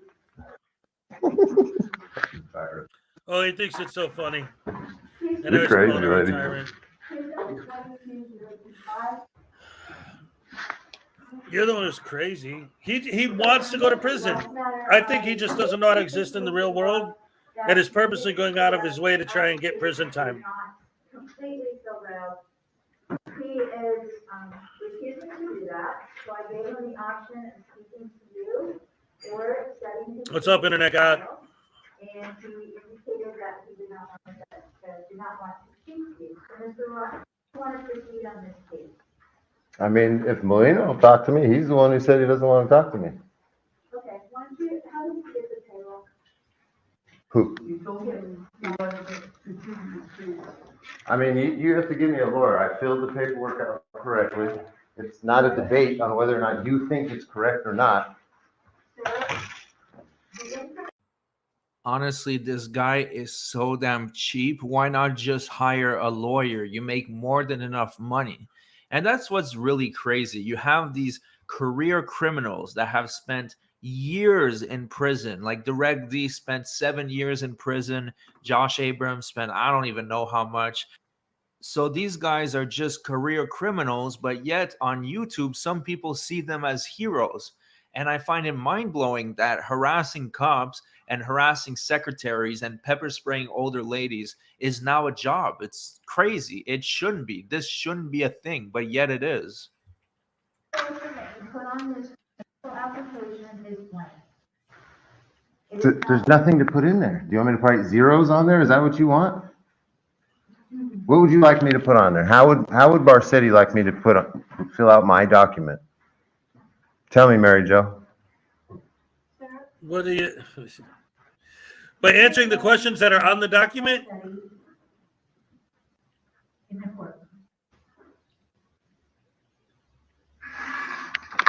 I can call you Mary, not a judge. See, he's a douche canoe. Listen. So his argument is, you don't have the right to tell me how to fill out my form. It's not up to you to tell me I filled it out wrong. And say you're going to put in a judgment against me because I didn't fill it out the way you want me to.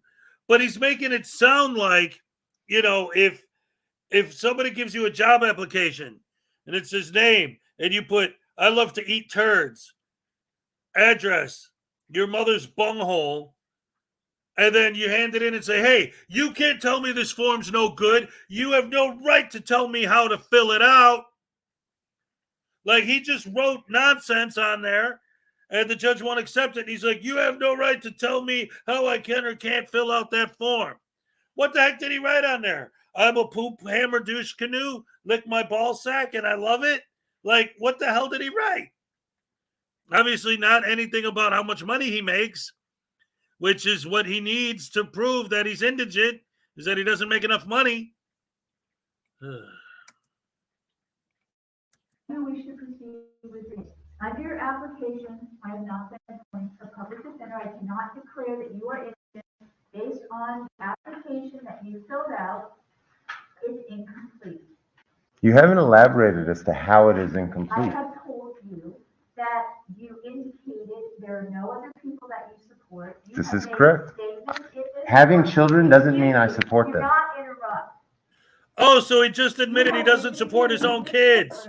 What a scumbag. Wow, really? Having children doesn't mean you support them. So this guy is willing to go on record and say, I don't support my kids. I don't pay for them, just to avoid to have to pay for an attorney. That is embarrassing. Dude, you are not a man. You are not a man if you are even able to utter those words. Those words would never come out of my mouth. What a clown. That you have children.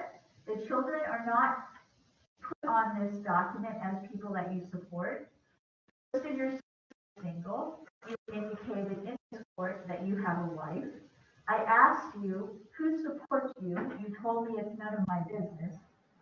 And indicating that you don't have a job, and you have made statements in this court that you were a reporter. Statements that you have previously made in this court are not reflected on your application. So it is based on that I am denying the application unless you choose or would like to fill it in appropriately. So, how do you want to proceed with your case? Do you want to set this to trial, or do you want to do? Do you want to go out and hire an attorney? So you think because I said I have children that I have a financial responsibility to prove? If I on there, you're not. You're just using it's your feelings. It's not your findings. My findings. It's your feelings. How do you want to proceed on your case? I don't want to proceed. I need a lawyer. I've asked for a lawyer. You want me to write false things on there? I'm not going to write false things on there. I don't have an income. I don't have a job. I'm not married. Huh? Why is that your business? I don't have an income. I'm at the graces of my friends. I have beneficiaries that support me. I drove here and today it was given to me. This guy is such a pathological liar. It's unbelievable. He said to other judges that he's going to make $5,000 off the video he's recording right now when he was recording their courtrooms. And now he's saying he's broke and he's relying on his friends. This guy is willing to pretend to not take care of his kids. He's denying that he has a wife just to save a couple grand when this guy has plenty of money to afford an attorney. But of course, he wants the society to pay for it. This guy is just honestly such a terrible human being. I mean, he's only been on this earth for what, 33 years? And already he spent 7 of them in prison. He's denying his kids. He's denying his wife just to save a couple grand. It comes from other sources. There's nothing filled in. What's my other source? I say I need a pack of cigarettes. Somebody buys me cigarettes. Is that my other sources? Okay, so with the way you fill out I don't have income. Be very careful because I prove everything I'm saying.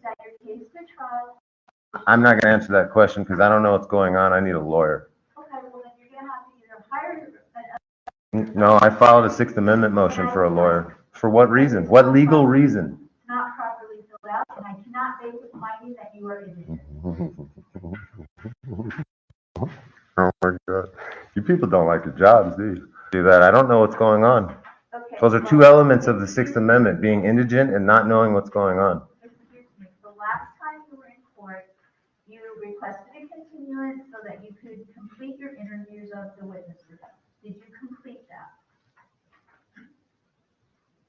The Fifth Amendment is beautiful. At this point, I'm going to remain silent. Okay, well, I'm going to go ahead and we're not going to continue this any further. We're going to set this to trial. If you want a lawyer, you'll have to hire your own.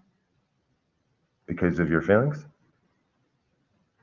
I'm going to treat your refusal to fill out the application with the appropriate information as a waiver of counsel.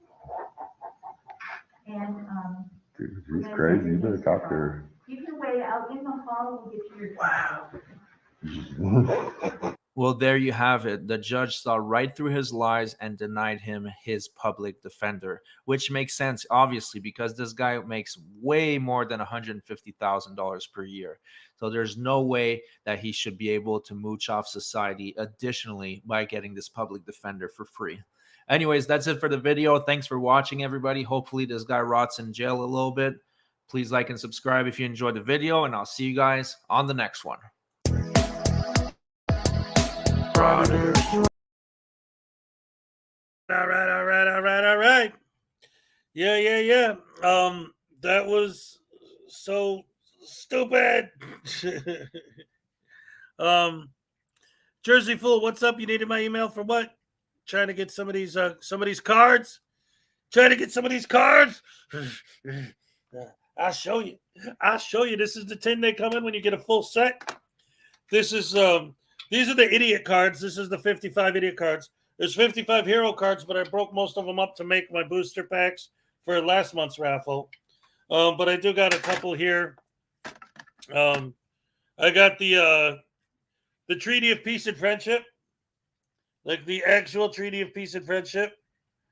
Unless you're currently playing in Morocco and North Africa, this card has no effect at all. 0 and 0. And then here's another. This is the legendary idiot David Hall. His power is personhood, defense boost. Denying your existence as a person deflects any attack on your person. And then I got the Denver Metro Audits card. He's a common idiot. His power is the do better man. If you work in a library, look out. One day this fart knocker might harass you and then tell you to do better, man. And then I got the common hero, the Triggered Limey card. Admirable intelligence, yet another non-American who understands American law better than any idiot. Will you never learn? Oh, and then here's Ty from CH and Ty Audits. He's a common idiot. His power is Ultra Jackwagon. Ty from CH and Ty Audits is astonishingly useless. All he does is follow Craig around. Literally. That's it. Yeah, these are just some examples of the cards. I had Blue Bear was a guest on my show last week, and here's the Blue Bear card. Common hero Blue Bear, Sergeant Blue Bear. He's a cop. Shut your mouth, idiot. He knows. You don't. That's the Blue Bear card. Oh, and after the video we just watched, here's the Direct D card. Common idiot. I got the statutes right here. By throwing legal pamphlets at an officer's feet during a cop watch, he becomes magically immune to all laws. Yes. Here is next week's guest is commentator auditor. The week after that is Tones. Tone on my Saturday show. Tones overthinks it. His power is called Fezzington. In-depth, thorough, pointed, critical, genuine intellectual examination of the mindset of the idiot is the most powerful tool in his arsenal. Or maybe I'm just overthinking it. That's the Tones Overthinks It card. Here's the Script Cat card. Dynamic reasoning. The potency of Script Cat's attack comes from her comprehensive analysis of psychological issues that might cause an idiot to actually think being a sovereign citizen or a frauditor is a good idea. Hello, everybody, and everybody else. Common hero, Script Cat. So those are just some examples of some of the cards that come in the set. Yep. And again, I got these fancy pants holders for the cards I got the special Schrodinger's cat cards. Oh, I can see my own reflection. Oh, dude, I'm turning into infinity. Wait. Oh, no. There we go. Wait. Let's see how far I can take this. Oh, well, there's the skulls. That's the design on the back. Yeah, these are very reflective. This is very shiny, very nice case. Got the little stand. Good stuff. So, plus 15 mind damage. Yep. Good stuff there. So you're mad at Script Cat? How could anyone ever possibly get mad at Script Cat? You must be talking about somebody else.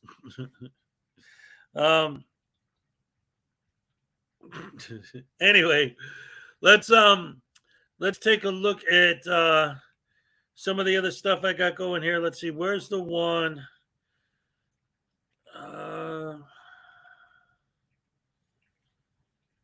Oh yeah, no, that's just stupid Direct D being a dom.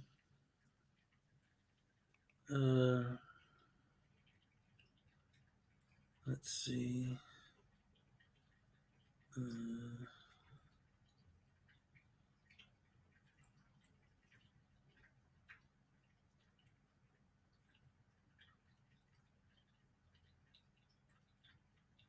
All right, so it's interesting to me that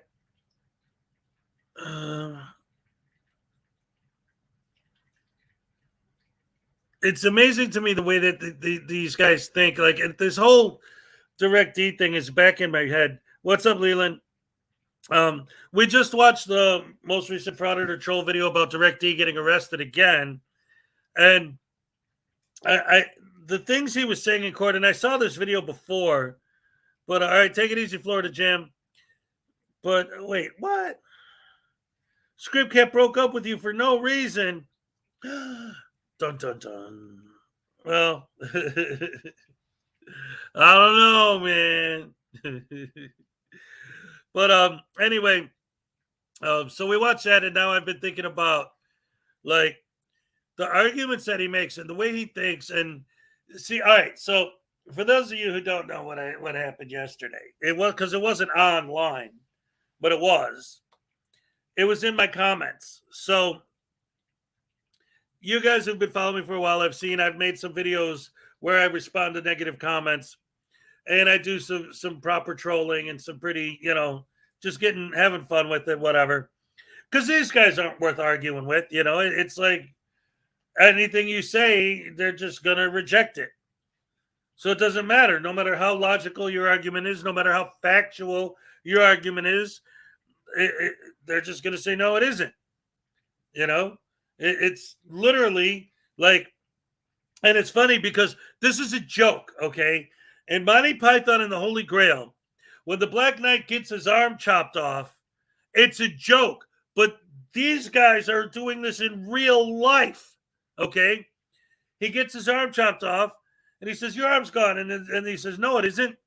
It's like his arm's missing, and there's blood squirting out. He said, your arm's cut up. No, it isn't. No, it's not. It's just a tiny little flesh wound. Like, that's how these guys are. Like, dude, it's illegal to do that. No, it isn't. Dude, you have to do it this way. No, I don't. Dude, there's a law that says that you have to fill this out. No, there isn't. You can't talk to these people because no matter what you say, they just won't accept it. And they'll argue against it. So anyway, what happened was yesterday, I went in my chat, in my comment section, and I was trying to, come up with some of those, funny little comebacks that I come up with sometimes. But eventually I started getting into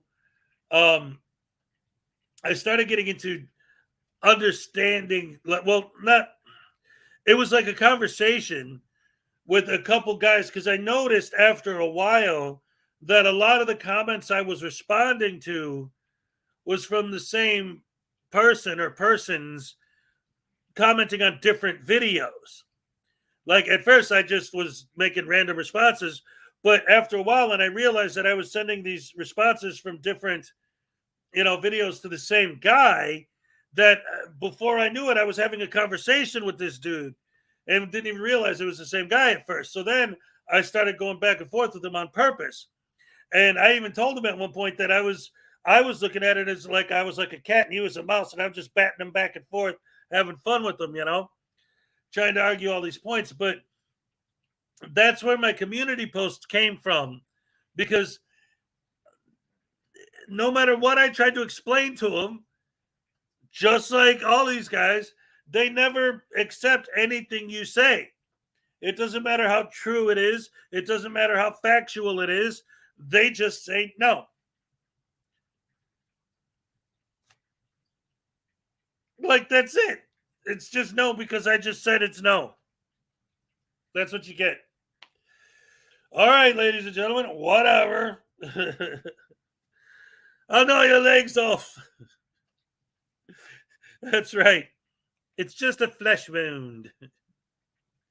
You can't use the words logic and frauditor in the same sentence. Well, that's why I always say they have illogical logic. Just cuffing stuff. That's right. Okay, wait a minute. Salacious is let's see. At Jimbo, what does a producer do?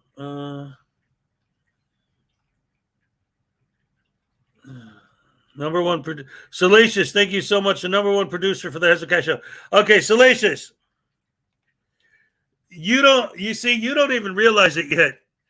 But when I get into conversations with people, like on Saturday when I'm doing the Frauditor News Network show with Frauditor News Network, or like when I'm doing my videos for my with Witch of Heart for my Radical Britney segments and this and that, I refer to Salacious as my producer because there's a lot of different kinds of producers. Okay, but basically what we're talking about is the job of a producer ultimately, and again, there's a lot of different producer types, but for you, it's basically someone who is a problem solver and somebody who, like I pointed out on Saturday's show, right? Somebody said something and I was thinking in my head, oh man, I should say, Salacious, you should drop a link to this guy's channel. And before I could even finish thinking that, you had already dropped a link to that guy's channel. And that's why you're my producer, whether you even know you are, because you're just doing it. Like you might not even know what the job is, but what you're doing, that's what it is. You're doing it. It's beautiful. I love what you do here. You're our go-to. That's right. I need a holy hand grenade to use against frauditors. I was thinking about having the Hezokuai sauce. Like when a frauditors mean, you take the sauce and you give them the sauce, you put some Hezokuai sauce on it, and I'd make like a bottle of like some spicy sauce or something and put the Rash logo on it or something. I don't know. It's just thought. There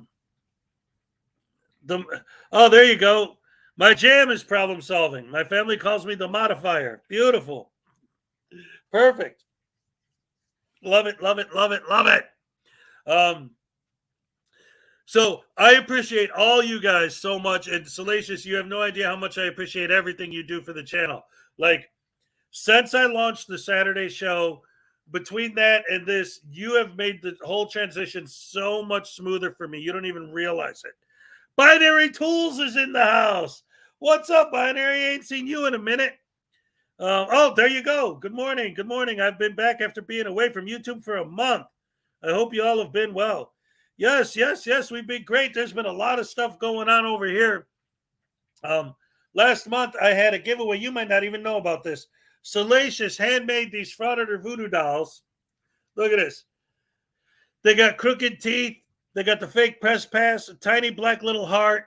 They got the little gimbal with the phone on it filming the police, handcuffs, untied shoes because they're too stupid to tie their own shoes. And then we got the little pins. We got the taser pin. If you want them to get tased, you stab them with the taser pin. And if they're in court, you want the judge to put them away, you got the gavel pin and you stab them with the gavel. And then we got soap. If you want to wash their mouth out with soap, or if they're dirty, you stab them with that.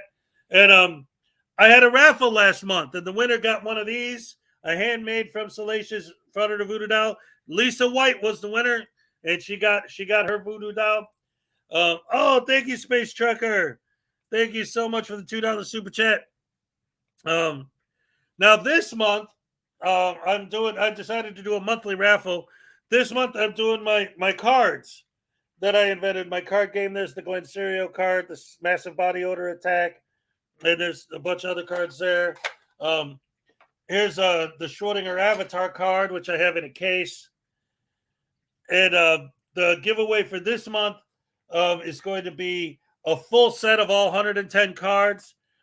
There's going to be a special limited edition numbered Schrodinger cat card. Only 18 are going to be in existence. They're going to be individually numbered. You can win one of those.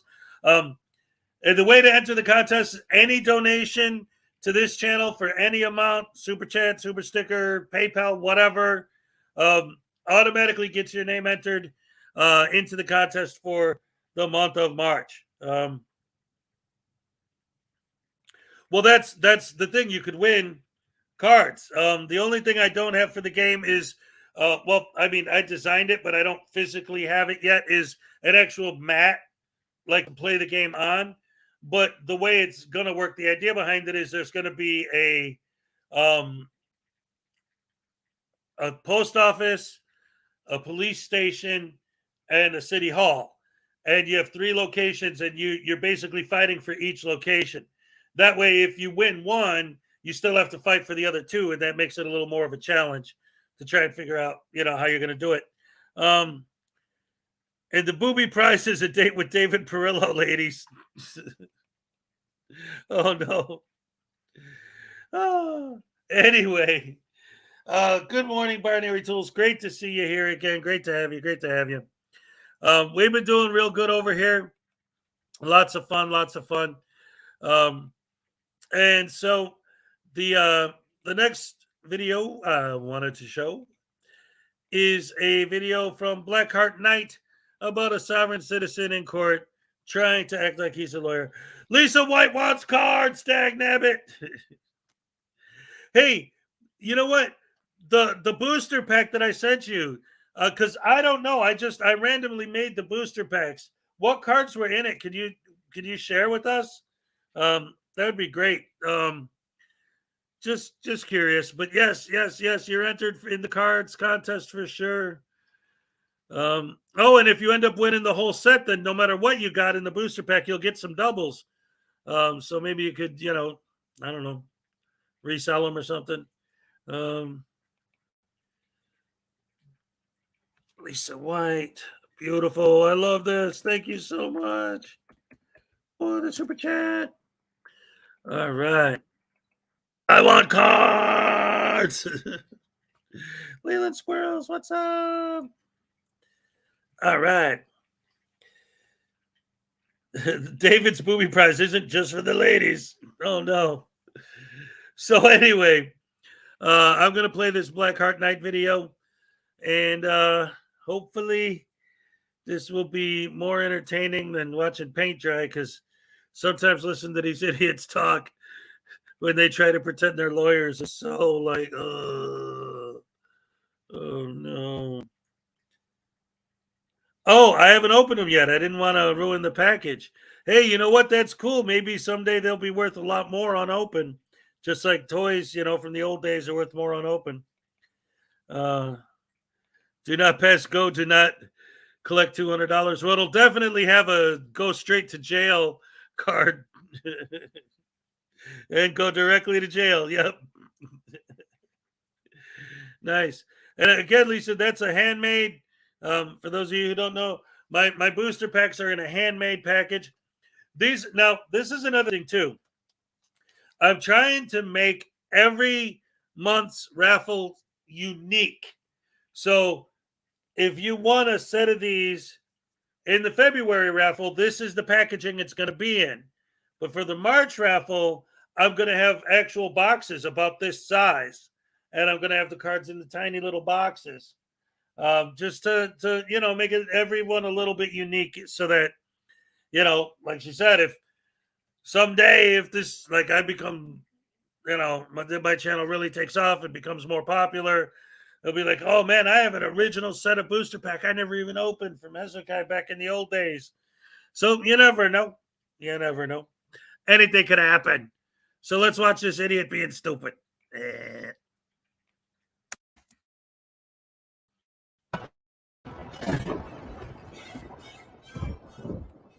Some viewers may find the following video disturbing. Viewer discretion is advised.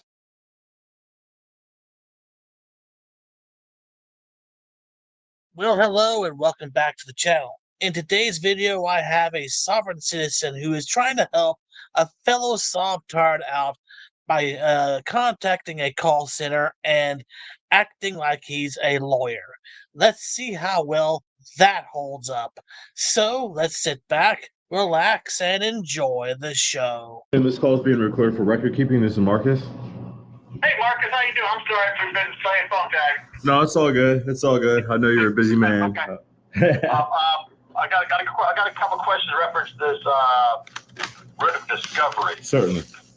Are you a practicing attorney? I'm sorry? Are you a practicing attorney? Are you an attorney? No, I'm not a practicing attorney. I'm a I'm attorney. In fact, for him, I have power of attorney in deciding or talking to any attorney if he should decide to hire one. Other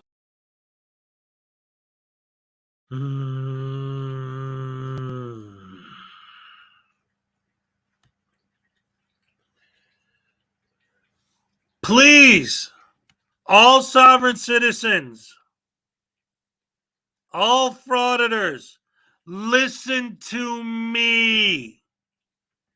If you have power of attorney over someone, that doesn't mean you are their attorney. If I'm my mother's power of attorney, what that means is if there's like a major financial decision, like something with her mortgage or something like that, that she's too old and confused to understand, I'm legally allowed, because I have power of attorney, to make those decisions for her. It does not mean that I can act as her attorney. I'm not her lawyer. Why do these people think power of attorney means that they're a lawyer, that they're an attorney? They have no idea. These.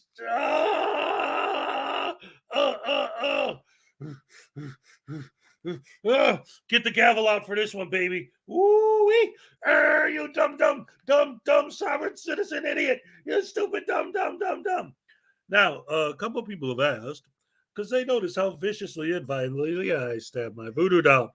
This is one of the reasons why Salacious's voodoo dolls handmade are so wonderful, because this thing can take a beating and keeps on ticking. I've choked it. I've done videos with it where I shook it like a monster and an animal. I've beaten the crap out of these things. I stab them and stab them and stab them repeatedly, and they're fine and they hold up great. Very durable, very solid, and thick enough that I guess the needle could maybe go through all the way if I stab them like right in the neck. But I generally try to hold them and stab down away from my hand, So I haven't stabbed myself yet. A lot of people have been asking about that. Unclean hands. Okay, put the pin down. What I wanted to do, and maybe I still will someday, I don't mind giving you guys spoilers. What I was thinking of doing is actually buying like a real cheap, like at Halloween time, they sell those real cheap fake wigs. Well, I mean, it's a wig, but it's real cheap. It's just like for a Halloween costume kind of thing. And just cutting out, find one that matches my hair color, and then cutting out some pieces and tucking it under my headphones, so that when I get frustrated with these guys, I could literally it'll make it look like I'm pulling my hair out. I think that'd be hilarious. Oh no. Like the old saying says, if you're going to be dumb, you got to be tough. Or if you're a frauditor, pretend to be tough and hide behind your camera and your pepper spray, right? Hey, Lisa, are you still here? I wanted to ask you about that too. Well, not ask you about, just let you know. I don't know if you realize the doll that you have is the one that I used for Regan Benson in my Regan and DMA video. So all that crazy shaking and going, that was actually your doll that I used for that. So it's been used on camera and published to the public. Yeah. All right. Let's go with some more.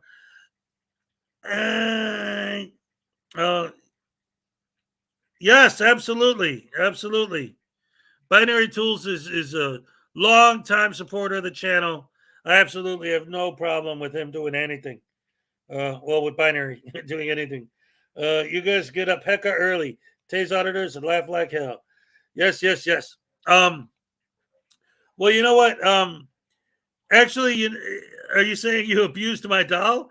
It's all on film, man. I could watch it again if you want. That would actually be fun because it is kind of short. But while I'm thinking about it, I wanted to mention something about this. With you guys waking up early. In fact, you know what? Wait a minute. while I'm thinking about it and we're talking about it, let me go back and yeah, Binary has a wrench. Binary always had a wrench. That's what I thought. He should be able to just drop whatever he wants. Anyway.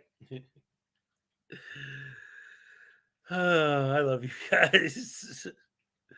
So, what I was talking about is this idea of like the way these guys build these false narratives and do all this nonsense, and it's like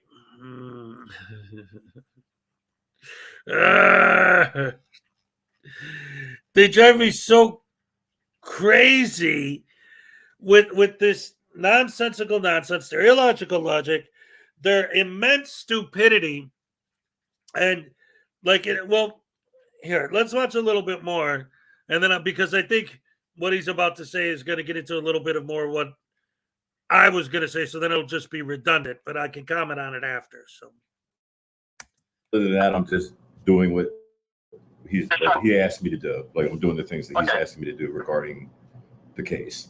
Oh, it is great helping your friends out in their time of need, but you only have power of attorney, and that is very limiting. It only regards property, finances, and a couple other things. It does not grant you the right to be their attorney, and in fact, it is a felony in South Carolina to practice law without a license, which this turd-sniffing moron does not appear to have at all. Okay. I do have an understanding of law. I'm sorry, I didn't mean to interrupt you. I'll shut up and you guys talk. I'm sorry. My brother-in-law is an attorney, and I've been studying law for many years. I'm not I'm not like a bar attorney where I go and I practice law legally on behalf of other people. But I have an understanding. I don't hire attorneys for myself. And Patrick just asked me to. In other words, you read some stuff online. It was hard for him, I guess, because of his situation. Wait. Hold up. Did you say ICE issues as in immigration, customs enforcement? Dude, you're playing with the big boys right there. I suggest you go ahead and get a real attorney because you will not win if you are going to try to represent him any way, shape, or form. It's best to just give in and get that lawyer. It's hard for him and I to talk. And it's certainly even harder for us to talk in private about anything with the case. So I have a limited knowledge. I only have, what I got from the Freedom of Information Act, and I guess I'm about to talk to you now. Okay. All right. Well, under the Freedom of Information Act, I can provide you a report. Yes. Okay, which we have.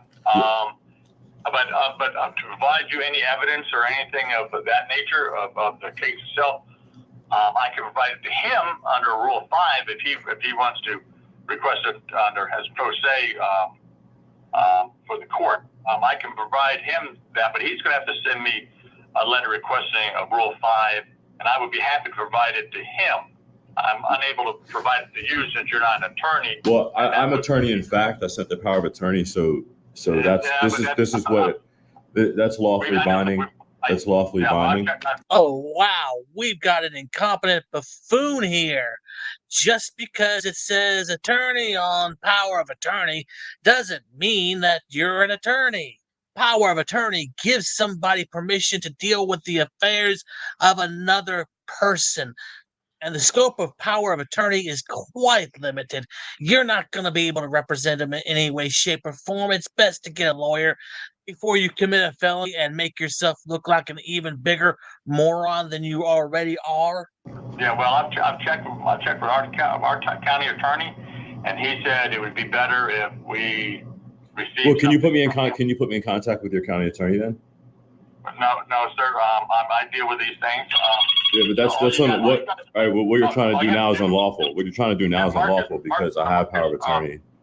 Marcus, if you ask him to just send me a letter requesting a Rule 5, I'll be happy to provide that information to him. No problem. Okay.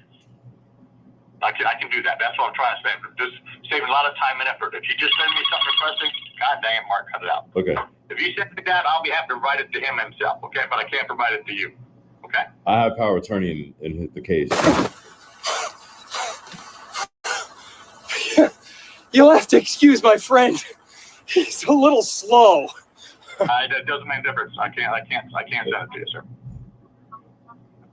And I've talked to the officer, the arresting officer, and asked him to get in contact with Mr. King and speak about the matter itself, and tell him the same thing, that if he sends me a Rule 5 with his name. Yeah, but you want see what we were saying. You said he can. So basically, you want him to have a temporary bar card, which is what pro se is. And The stupidity is strong with this one.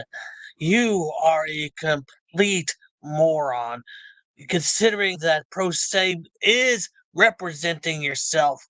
And then it is up to the judge whether or not you can, represent yourself in a court of law, because, there's that little thing about competency. I mean, after all, you might slow the trial down, being that, you might be a complete moron when it comes to, law. want him to move on behalf of his own estate after he gave me power of attorney. That's why he gave me power of attorney. There you go. Okay, I'm not going to argue with you, Sir, I know the law. I know the law. No, you don't. I know the law. I know the law. So you're trying to flim flame me right now. I haven't do it, but you're trying to flim flame me right now. You're trying to lie to me right now. That's not respectable, sir. It's not respectable. I'm trying to tell you. Yeah, you're being dishonorable. We'll do the. I'm not trying to be dishonorable, and I apologize. You're being dishonorable, sir, because I know the law. Now I know you're being dishonorable. But we'll do what you ask. We'll do what you ask. What you need to do? That'll be great. If he sends me a Rule 5, sir, I'll be happy to provide to him directly. Well, he's not moving. He's not moving pro se right now. So what is it? A Rule 5? He represents himself. Okay? Yeah, but he's not represent. It's a fictional law that he's representing. That he's the surety for. We already know the surety. Is this a southern? Is this a sovereign citizen type? It has. There's no such thing as a sovereign citizen. Well, as the old saying goes, if the shoe fits, wear it. As you are certainly speaking like a demented sovtard. That much is for sure. He has the right. He has the right to stand on his rights as a man. He has the right. Look, everybody's moving securities through titles, colorable titles. Has nothing to do with. It has to do with actually goes on. It's all. It has to do with actually going on. Marcus, if you did a favor, have him send me a letter requesting it. We'll be happy to provide him, but I cannot provide to you directly, sir. Okay.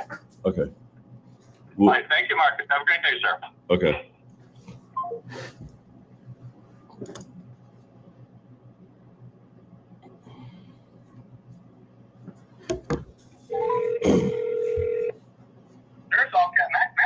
Oh, sorry. I'm sorry. I had a quick question.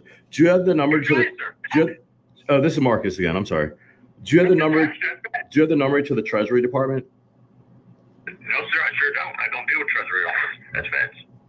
Yeah. Well, I mean, you guys were transferring securities for titles. So. I don't deal with feds. No, I don't deal with them all, sir. But do you guys deal with the rules of federal procedure? For a guy who supposedly knows the law, it appears that you know little to nothing about it, considering that if it was a federal case, it'd be handled in the federal courts. If not, then you're going to have to be in the local courts. You see, this is why you need a lawyer, because, it appears that you are a complete dumbass all the way around. No, it's not a federal charge, sir. Yeah, but the state has to. I mean, you have no idea what you're talking about, dude. So, do they deal with the rules of civil procedure in the court? You have to ask them, sir. Well, what jurisdiction are the courts are we working in for the court hearing tomorrow? Yeah. He has a court hearing tomorrow.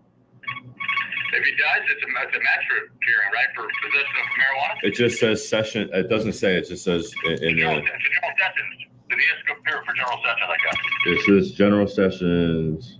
There you go. That's general sessions, yes, sir. That's local. That's not bad. It's not And federal charge. is that tomorrow? State charge, just state charge, sir. I have no idea when that court is, sir. Yeah, but normally the state, even the state, like they operate under the rules of federal procedure or civil criminal procedure. No, it's going to be the local courts, you moron, considering the nature of the charges. This is exactly, and I keep on saying it, I'm not a broken record at this point, but you really need to get a damn lawyer. Sir, I don't know what you're trying to do. I don't know. Completely correct. If he's got something in court tomorrow for general sessions, I suggest you go. Yeah, but it's the rules of court. So I was saying, what the rules of court? What do you know the rules of court that they're using for the court hearing tomorrow? No, sir, I sure don't. What they're using.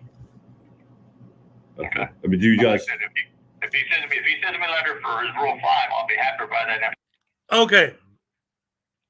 Let's say, for the sake of argument, first of all, hello, according to Asia. I haven't seen you in a while. Jeff despises frauditors. Who else didn't I say hello to yet? Let's see, Luna, Leland, Edward Keltier. What's up? Oh, love you guys. Thank you for joining me, everybody. What a beautiful day we're having. This is a great turnout this morning. Love you guys, and it's Monday. Anyway, this guy, the way he's talking and the stupidity that he's spouting out of his gullet is so horrid and horrific that somebody could be this stupid. And what's funny is like what's happening right now. Like what actually is happening in this last minute or two of the video. I have been studying law for so long that I know what I'm doing enough that I could do the same thing as an attorney. So when's this trial? Where is it? What's it for? An attorney wouldn't be asking any of those questions. The guy he's talking, he can't answer any of the questions. An attorney would already know all those answers. That's why the guy he's talking to doesn't know the answers, because it's like, if I'm talking to the attorney already knows all this stuff. He did his due diligence. He's got a bunch of papers in front of him. What papers does he have in front of him? Black's Law Dictionary? Chili's Trifold? Like, he doesn't even know what time the court is, where, when. He has no clue what's going on with this case at all, but he's supposed to be able to be just as good as a real lawyer. Oh. So, okay. Okay. Do you have, can I speak to the attorney? No, sir, he's not here. Yeah. Do you have the number to the attorney for the case? No, sir, I deal with this, okay, and this is my job. Well, no, we need to talk to the attorney in the case. I've already confirmed it. There's nothing to do with this stuff. Sir, you're not mentioned in the paperwork at all. You're not mentioned in the paperwork at all, sir. Oh, the stupidity of this all, such word salad coming out of your damn mouth. I mean, you're not on the paper either. So why don't you stop trying to practice law before South Carolina makes an example of you for being a total moron? What? You're not mentioned in the paperwork at all. So you're telling me that you're dealing with it, but you're not mentioned in the paperwork. You're not the affiant. You're not the attorney. Sir, I'm an administrative captain. Okay, who's the attorney? Who's the attorney for the affiant? The attorney? It would be the solicitor's office, prosecutor, sir. Solicitor's office. You're more welcome to the solicitor's office for it, okay? And okay, the solicitor for this case? Is that who? That's who? 14th Judicial. 14th Judicial. Do you have that number? No, sir, sure no. All right. Thank you for your time, sir. Well, I'm just going to end the video right here because, there's just so much stupidity left in it. In fact, I'm going to have to show you some more of it in the next one. So that will be definitely tomorrow. So until next time, I will catch you on the next video. All right. Thank you, Blackheart Knight, for that one. That was a beautiful video. Oh, man. I love watching idiots being stupid. I like the idea, because like he's sitting behind some bathrooms. So they're saying, where is it? He's working outside the public toilets where his nonsense belongs. And then the guy goes, he's stealing Wi-Fi at Starbucks. He just set up the table at the Starbucks so he could get the free Wi-Fi. And that's why he's got the bathrooms behind him. Yes. That's awesome. That's all right. It's you know what? We had, I don't know, I don't remember if I was talking about it before or after you came in. I'm doing this monthly raffle thing now. Last month I raffled off one of these voodoo dolls, a Frauditor voodoo doll, handmade by Salacious, with the gimbal, the fake press pass, the tiny black little heart, the handcuffs, the untied shoes because they're too stupid to tie their own shoes, the rotten teeth. And then we got the things to stab them with. We got the gavel here, and we got the taser here. We stab them with the taser. We got soap if you want to wash their mouth out with soap, or if they're dirty like a Glen cereal, you can clean them up. And my card game that I made, which I actually have, and according to Asia Card, you have your own card. These are just some examples of the cards. This is the Glen cereal card with the massive body odor attack. And then I got, the Do Better Man attack from the Denver Metro Audits card. I got the Triggered Limey card with his Admirable Intelligence attack. I got the Blue Bear card. He's a cop, so shut your mouth, idiot. He knows you don't. Tones Overthinks It card. I got all these different cards. Like I said, I actually have an According to Asia card. And again, the total, there's 110 cards total. If you wanted to actually just get a full set, you could email me and I'll let you know how to do it. Or if you don't necessarily want to buy a full set, but want the possibility to win a set, that is my drawing for this month. The grand prize is going to be a full set of all 110 cards. And I don't actually have the card it's going to be physically yet, but I'm going to. I have a very special limited edition Schrodinger's cat card. It's going to be a holofoil. It's going to be sealed in one of these containers like this. This one I just put in as an example. And the grand prize winner for this month's raffle will get one of these and a full set of cards and a copy of my book, dagnabbit, the Frauditors Handbook by Hezokuai Jenkins, How to Suck at Life. And then, again, for the Schrodinger cards that are going to be sealed like this, there's going to be 18 of them. They're going to be individually numbered. Number 1 is going to Mrs. Cat. Number 2 is going to a Marvel Girl. And then the rest are open for some you could win. Some are going to be hidden in booster packs of the cards. I made booster packs of the cards, handmade these myself. There'll be somewhere within all these, there'll be hidden some of the special Schrodinger's cat numbered cards as well. So you never know. What's up, Space Cops? So anyway, we got all that coming up.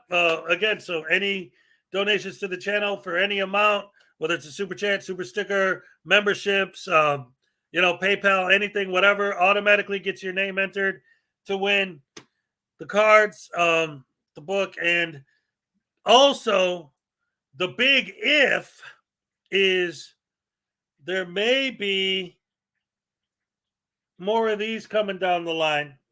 Miss Salacious said she's working on some right now. Yes. And I even have custom, I'll show you, because this is what the back of the cards look like. It's just this cool skull design I made. I don't know if you see the reflection of that. Yeah, it's just this cool skull design that I made. See, every time I try to show it, you just see the reflection of my little guy. There you go. See, I keep this little guy on top, like right by my camera, so that when I'm talking to you guys, I can actually look at a face. And then I'm looking at the camera because he's right above the camera. But anyway, that's what the backs look like of the cards. It's just a skull design I came up with. But in my custom limited edition numbered Schrodinger's cat cards, the back and the cards themselves are going to be holofoil, hologram cards. And the back is going to look like this. Now, this one that I have on screen right now, this is the one that's going to go to Mrs. Cat. It's got the IRP on it, but the rest of them are going to be numbered.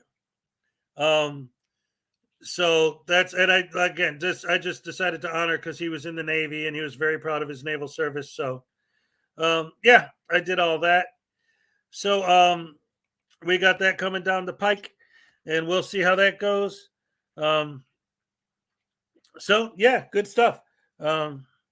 You should put arrest statistics on the back of the card. Well, I got a lot of ideas for series 2 of the cards, because this is obviously series 1. I didn't think there'd be a series 2, but so many people are like, but you don't have a card for this. You don't have a card for that. So it's like, okay, I'm going to start making more and more and more. It's going to be great. I'm going to make the actual game sheet. Like I said, I have it all designed, but it's just a matter of finding a way to make it realistically accessible to you guys, right? Because to actually like buy them would cost too much. But like if there's a way I could get you guys like to print them out, or I could get some, and just to make it easy for you to get them. I don't want to turn into Chili trying to sell you a trifold to use as a board to play your card game. Anyway, let's look at this next video. We got a couple different things on deck here. Now, one of these videos is kind of interesting. This is somebody who isn't really like a frauditor or anti-frauditor or sovereign citizen type guy, as much as just somebody who takes things that are in the ether, like rumors and stuff that people say, and breaking down the actual legitimate legality of certain issues specifically. And I found a video, it was requested to me actually by the Forgiven Jerry, where he breaks down specifically what they mean when they say an officer is not responsible to protect you. Well, it's not your job to protect me. It's not your job to take care of me. So let's go ahead and take a look at that. And again, if you don't like this video, yell at the Forgiven Jerry. It's his fault. He's the one who told me to show it. Further and further away from the truth when it comes to law enforcement. And we start to see myth after myth start to percolate in our society. And people. I didn't even tell you this guy's name.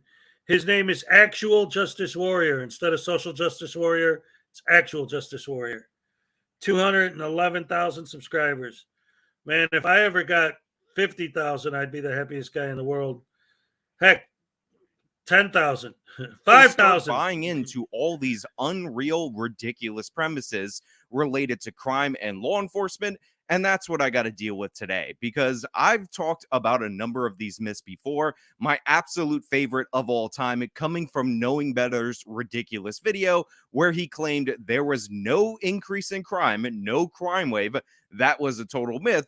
We just made things more illegal. What really happened? Why did the crime rate spike in the 90s and then drop as the prison population grew? Well, I hope by now that you can see that the crime rate never actually grew. We just expanded our definition of what constitutes a crime and what constitutes a jailable offense. We've talked a lot about the drug war in this video, but this holds true for all crime. Now, as I talked about in that video, which is linked in the description and in the iCard of this video, that was such a stupid, idiotic claim that it almost defies logic that an adult, allegedly sentient human being would put it forward. First and foremost, the chart that he's showing, which is violent crime and property crimes all rolled into one, are all things that were legal throughout. The FBI uses metrics that cover the same amount of crimes over time, so you're comparing apples to apples. Secondly, homicides, which again weren't just made extra illegal for the purpose of generating a crime wave, were always illegal throughout, and the homicide chart also mirrors that. And thirdly, and even more hilariously, when in this chart, or based on this logic, did we start making things not illegal during the mid-90s that caused the crime drop? Again, the idea that an adult human, somebody who used to be a teacher, would put this forward is so ridiculous, which is why it still secures a place as my number one crime-related myth, my number one law enforcement-related myth, because it's so utterly, absurdly stupid, it needs to be highlighted from time to time. However, there's another myth that is often put forward, and I see it all the times in the comments of my videos, and that is this idea that the police have no obligation at all whatsoever to protect you in any way, shape, or form. I get this comment on almost every single one of my criminal justice-related videos, even my last one on El Salvador, which of course that would have no bearing on that topic at all whatsoever, because a Supreme Court ruling that supposedly says the police don't have to protect you has nothing to do with the nation of El Salvador. But the thing is, like those other myths that I've debunked from time to time, this one is also completely untrue.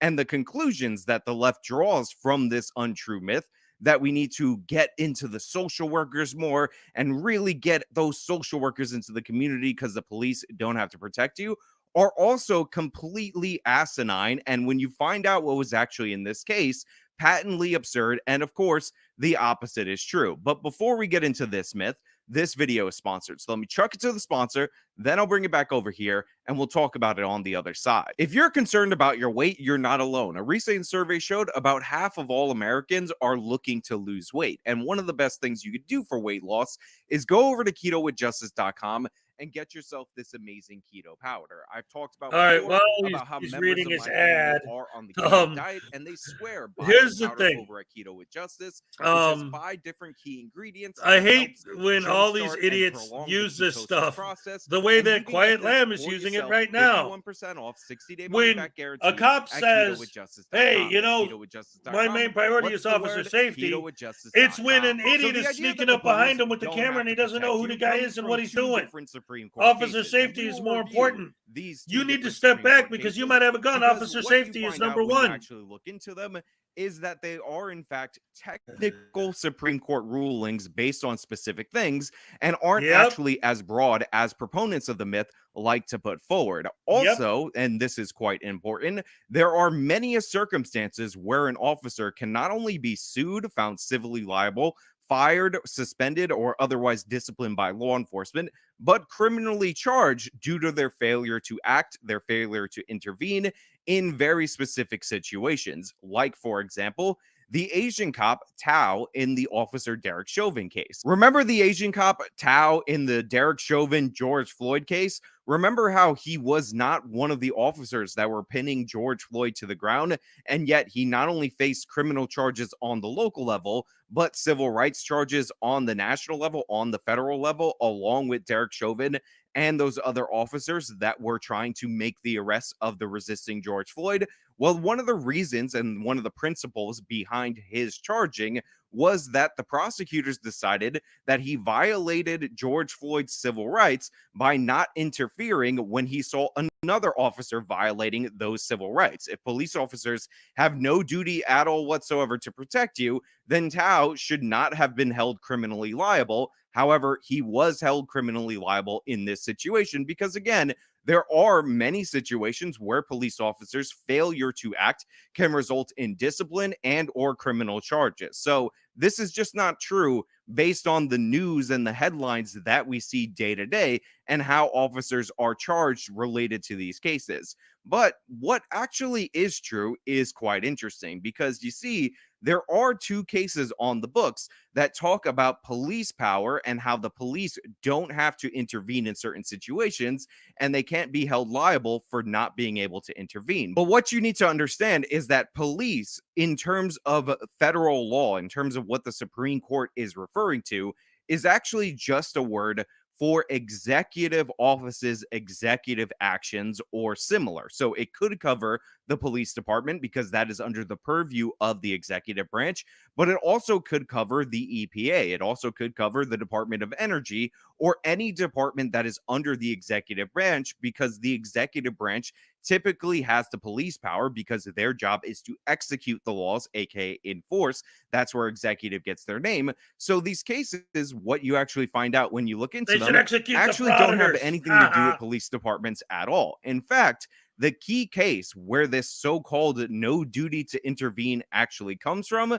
involves social workers. So the case is Deshawnee v. Winnebago County Department of Social Services from 1989. And the holding was as follows. The 14th Amendment does not require the state to intervene in protecting residents from actions of private parties that may infringe on their life, liberty, and property. So already, when I found this case, when I decided to look into this, when I got that one comment too many, that pissed me off and made me decide that I need to be the one who goes after this myth and figures out if it's true or not.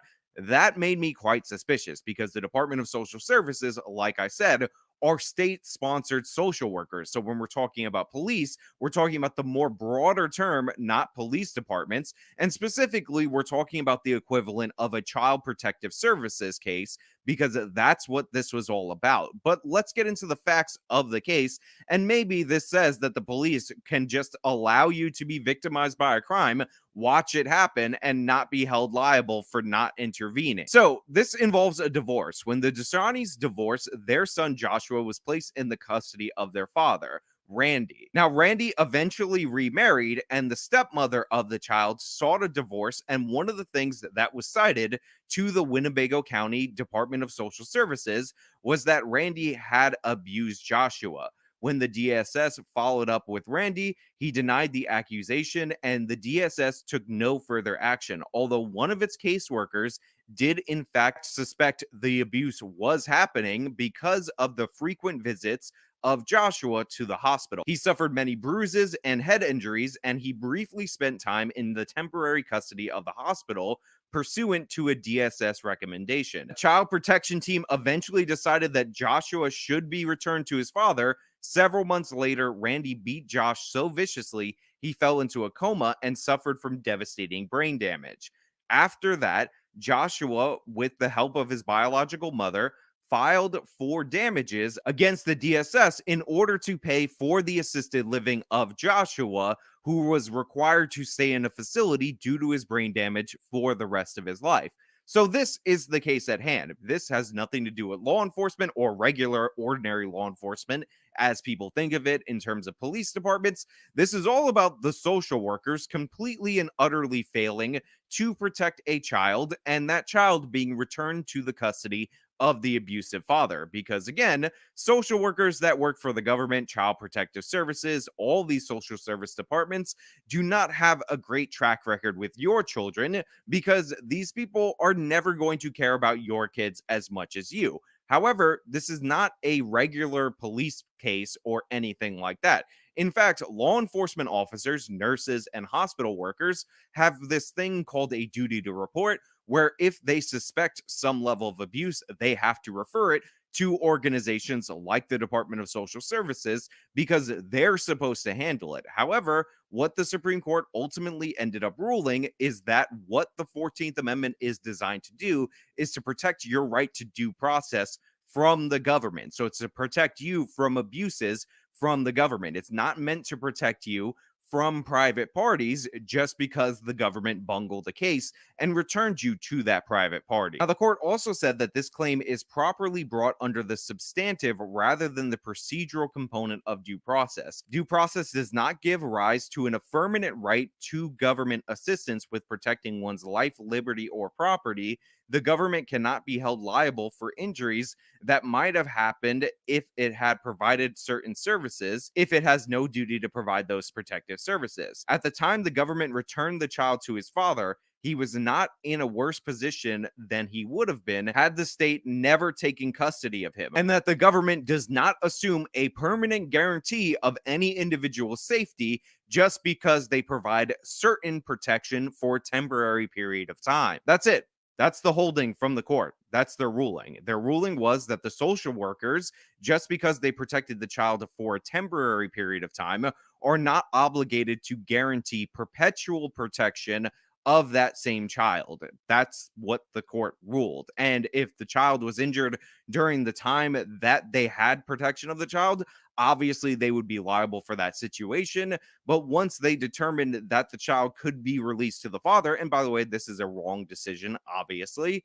they are not obligated for the damages that that third party does. So as you can see, this idea that police departments across the country are unique in that they don't have to protect you from anything, and they're evil, bad people, and you shouldn't trust them, and we should send in the social workers, is not supported by this case. In fact, what this ruled is that any executive branch agency is not obligated to protect you from harm from private third parties that have nothing to do with that agency. Now, that doesn't mean that the social workers that investigated this case can't be fired. That doesn't mean that the state in this instance can't pass laws to hold their workers criminally liable for these kind of actions. What it means is that if a third party does you harm, but at one point you are in contact with a government agency, that does not then confer responsibility for the damages you suffered onto that government agency in the terms of monetary damages. Now, the next case is the town of Castle Rock v. Gonzalez, and I believe this was decided in 2005, and this is Ooh, this one also a comes up a divorce lot case. So like I with said, Sodomy this is another Stuyvesant. divorce case, and during the time that this divorce was filed, the wife, or the soon-to-be ex-wife, actually accused the husband of stalking her and demanded that the court grant a permanent restraining order against the husband. And this restraining order was in fact granted. However, there was a specific carve out in the restraining order that granted this father the right to visitation with his children in very specific times as outlined by the terms of the divorce agreement and the restraining order. However, and this is absolutely crucial, Gonzalez, the mother in this case, actually went out of her way to turn over the children to the father extra amount of times that were not related to the times outlined in the order. So there were violations prior to this of the restraining order, but these were consensual violations due to the mother turning over the children to the father an extra amount of times. Now, this is absolutely crucial because on one evening, the crucial evening in question, the mother calls the police and says, hey, my ex-husband has the kids. I don't want him to have the kids. He actually abducted the kids, and I need the police to come out. And she calls a few times and then eventually goes out to the police station, and she wants the police to go search for the children because she believes that something is wrong and that this violation of the restraining order is somehow different than the other consensual violations of the restraining order. Now, the police, which this often happens in cases like this, say, hey, look, we're going to wait a little bit and see if he comes back with the kids. And what ultimately ended up happening was that the father showed up to the police station and started to open fire on the police officers. The police fired on the father, killing him, and they discovered that in the vehicle, the father had already murdered all three of his children. Now, eventually, Gonzalez sues the police department because she believes that their failure to act resulted in the murder of those three children, but she sues specifically under a weird constitutional question related to property rights that we have to get into so you can understand the holding of the court in this case. So the question of this case is, can the holder of a restraining order bring a procedural due process claim against a local government for its failure to actively enforce the order and protect the holder from violence? And in a 7-2 decision, the court ruled that Gonzalez had no constitutionally protected property interest in the enforcement of the restraining order, and therefore could not claim that the police had violated her right to due process. In order to have a property interest in a benefit as abstract as enforcement of a restraining order, the court ruled Gonzalez would have needed a legitimate claim of entitlement to the benefit. The opinion from Justice Antonin Scalia found that state law did not entitle the holder of any restraining order to any specific mandatory action by police. Instead, restraining orders only provided grounds for arresting the subject of the order. Specific action to be taken is up to the discretion of the police, and quote, this is not the sort of entitlement out of which property interest is created. The court ruled that since the state of Colorado has not created such an entitlement, Gonzalez has no property interest, and the due process clause was therefore inapplicable. Now, when you read through the holding, what you ultimately discover is that there is no general right for the police to refuse you protection or anything like that.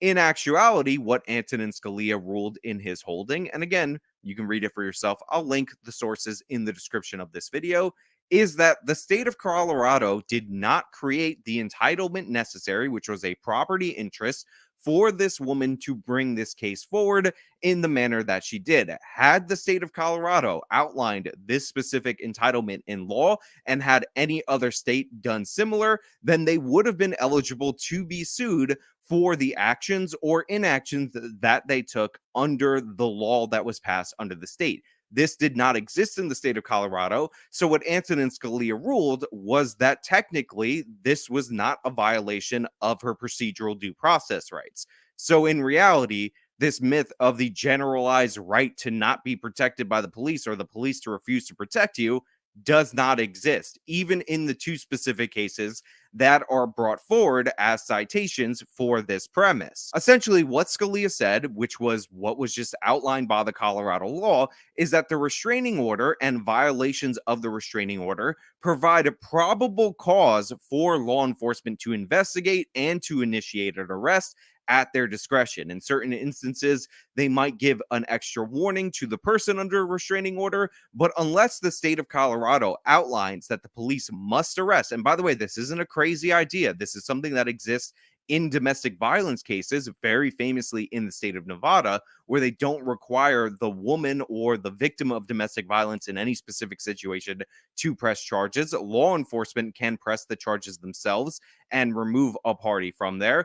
Then you cannot sue for a lack of procedural due process, which is how this case was brought up. Basically, what he's saying is that this benefit is in the abstract, and since it's not a solid benefit, it has no monetary value, so the basis for suing for money in this instance is just not valid. Now, you might not like that ruling, you might not like the way that the state of Colorado had that law at that period of time, but what I suggest you do, rather than just make up things about how the police have no obligation under any circumstances to protect you from anything at all whatsoever, is to advocate for your state to change the restraining order law so that it aligns with what the constitutional basis would be if a circumstance like this happened again. Now, if there are more cases that supposedly say that the police never have to protect you under any circumstances, feel free to send them over and I will gladly look through them. But what you actually need to know is that this myth is just that. It's a myth. All right, so let's break that down a little bit, just in case, because that was a lot to unpack there.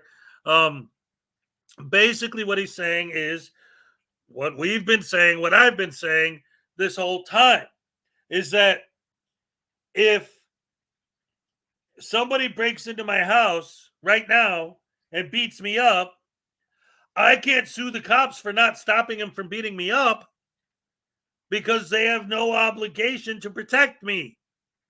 That's what it means. It doesn't mean that if I'm standing right in front of a cop and some dude starts punching me, that the cop has to just stand there and watch him beat the hell out of me and not do anything and not intervene. That's insanity. You know, it's nothing but an excuse for sovereign citizens and frauding idiots to get away with being idiots. Standing in the middle of the road with heavy traffic and cars coming, going to hit them. And they ask them nicely to step back for their own safety. You don't have to do anything about my safety. You have no legal right to try and protect me. I've seen several videos where frauditors frauded active shootings. In fact, I had one with Direct D. And we were talking about him earlier. They're frauding an active shooting. Step back. There's freaking bullets flying. No, I'm not going to step back because you can't tell me to step back because you don't have to protect me. Huh. The Supreme Court says you don't have to protect me. So, all right, fine. Get shot, asshat. And then you're going to sue the police department for not doing anything to stop you from getting shot.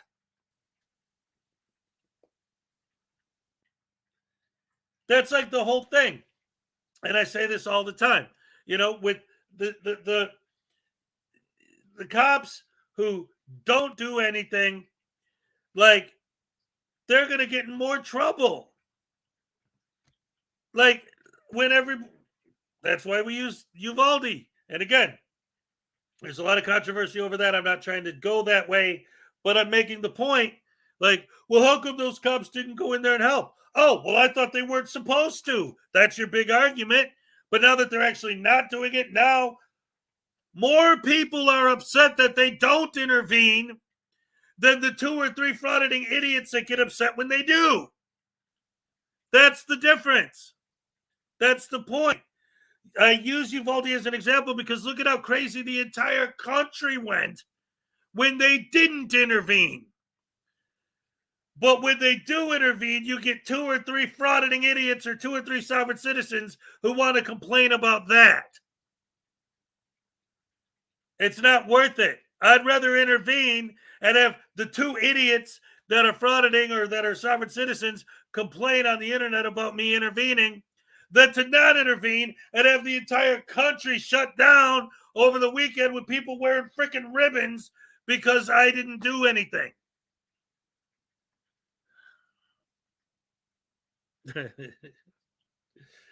Oh, man, I'm telling you, they're just trying to. And this is the thing that the argument that I was making in my comment section yesterday. Excuse me. Ugh. The idea that what the auditors are ultimately doing is actually supporting tyranny, even though they don't think of it that way. How are you going to get everyone to stop saying, "Don't film me. I don't want to be filmed"? The only possible way you can get everyone to stop being upset when you film them without their permission is through tyranny. The government would have to enforce not asking someone to stop filming you. They're supporting tyranny and they don't even know it. I want to be able to film you, and if you ask me not to film you, I will continue to film you against your will. That's tyranny. But it's just a camera. Right, but you specifically asked me not to film you, but I'm still filming you, which means that I am well aware that you don't want me to film you. So I'm filming you against your will. I'm forcing you to allow me to film you, whether you like it or not. And if you keep telling me to stop filming you, I'm going to call the cops after I pepper spray your ass and have you arrested. That's tyranny. You're trying to force people against their will to allow you idiots to roam around and film whatever you want, whenever you want. You're the tyrants.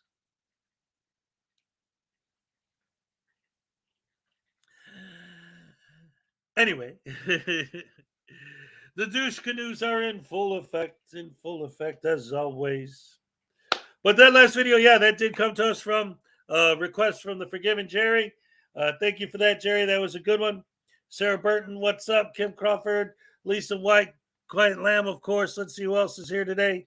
I think that pretty much is going to wrap it up. It's been almost 3 hours. That's good for the day. A good way to start Monday. So I think I'm going to wrap it up here, guys. It was great having you. Good seeing you as always. Thank you for joining me. Love you guys. Thank you for all your support, all the super chats, everything else. You guys mean so much to me, and you make every morning so much fun for me, and I just love doing this. So until next time, and we'll see you guys tomorrow. And don't forget, not just to join me tomorrow and through the rest of the week, but don't forget to join me and Frauditor News Network on Saturday for the Hezokuai and Frauditor News Network Snafu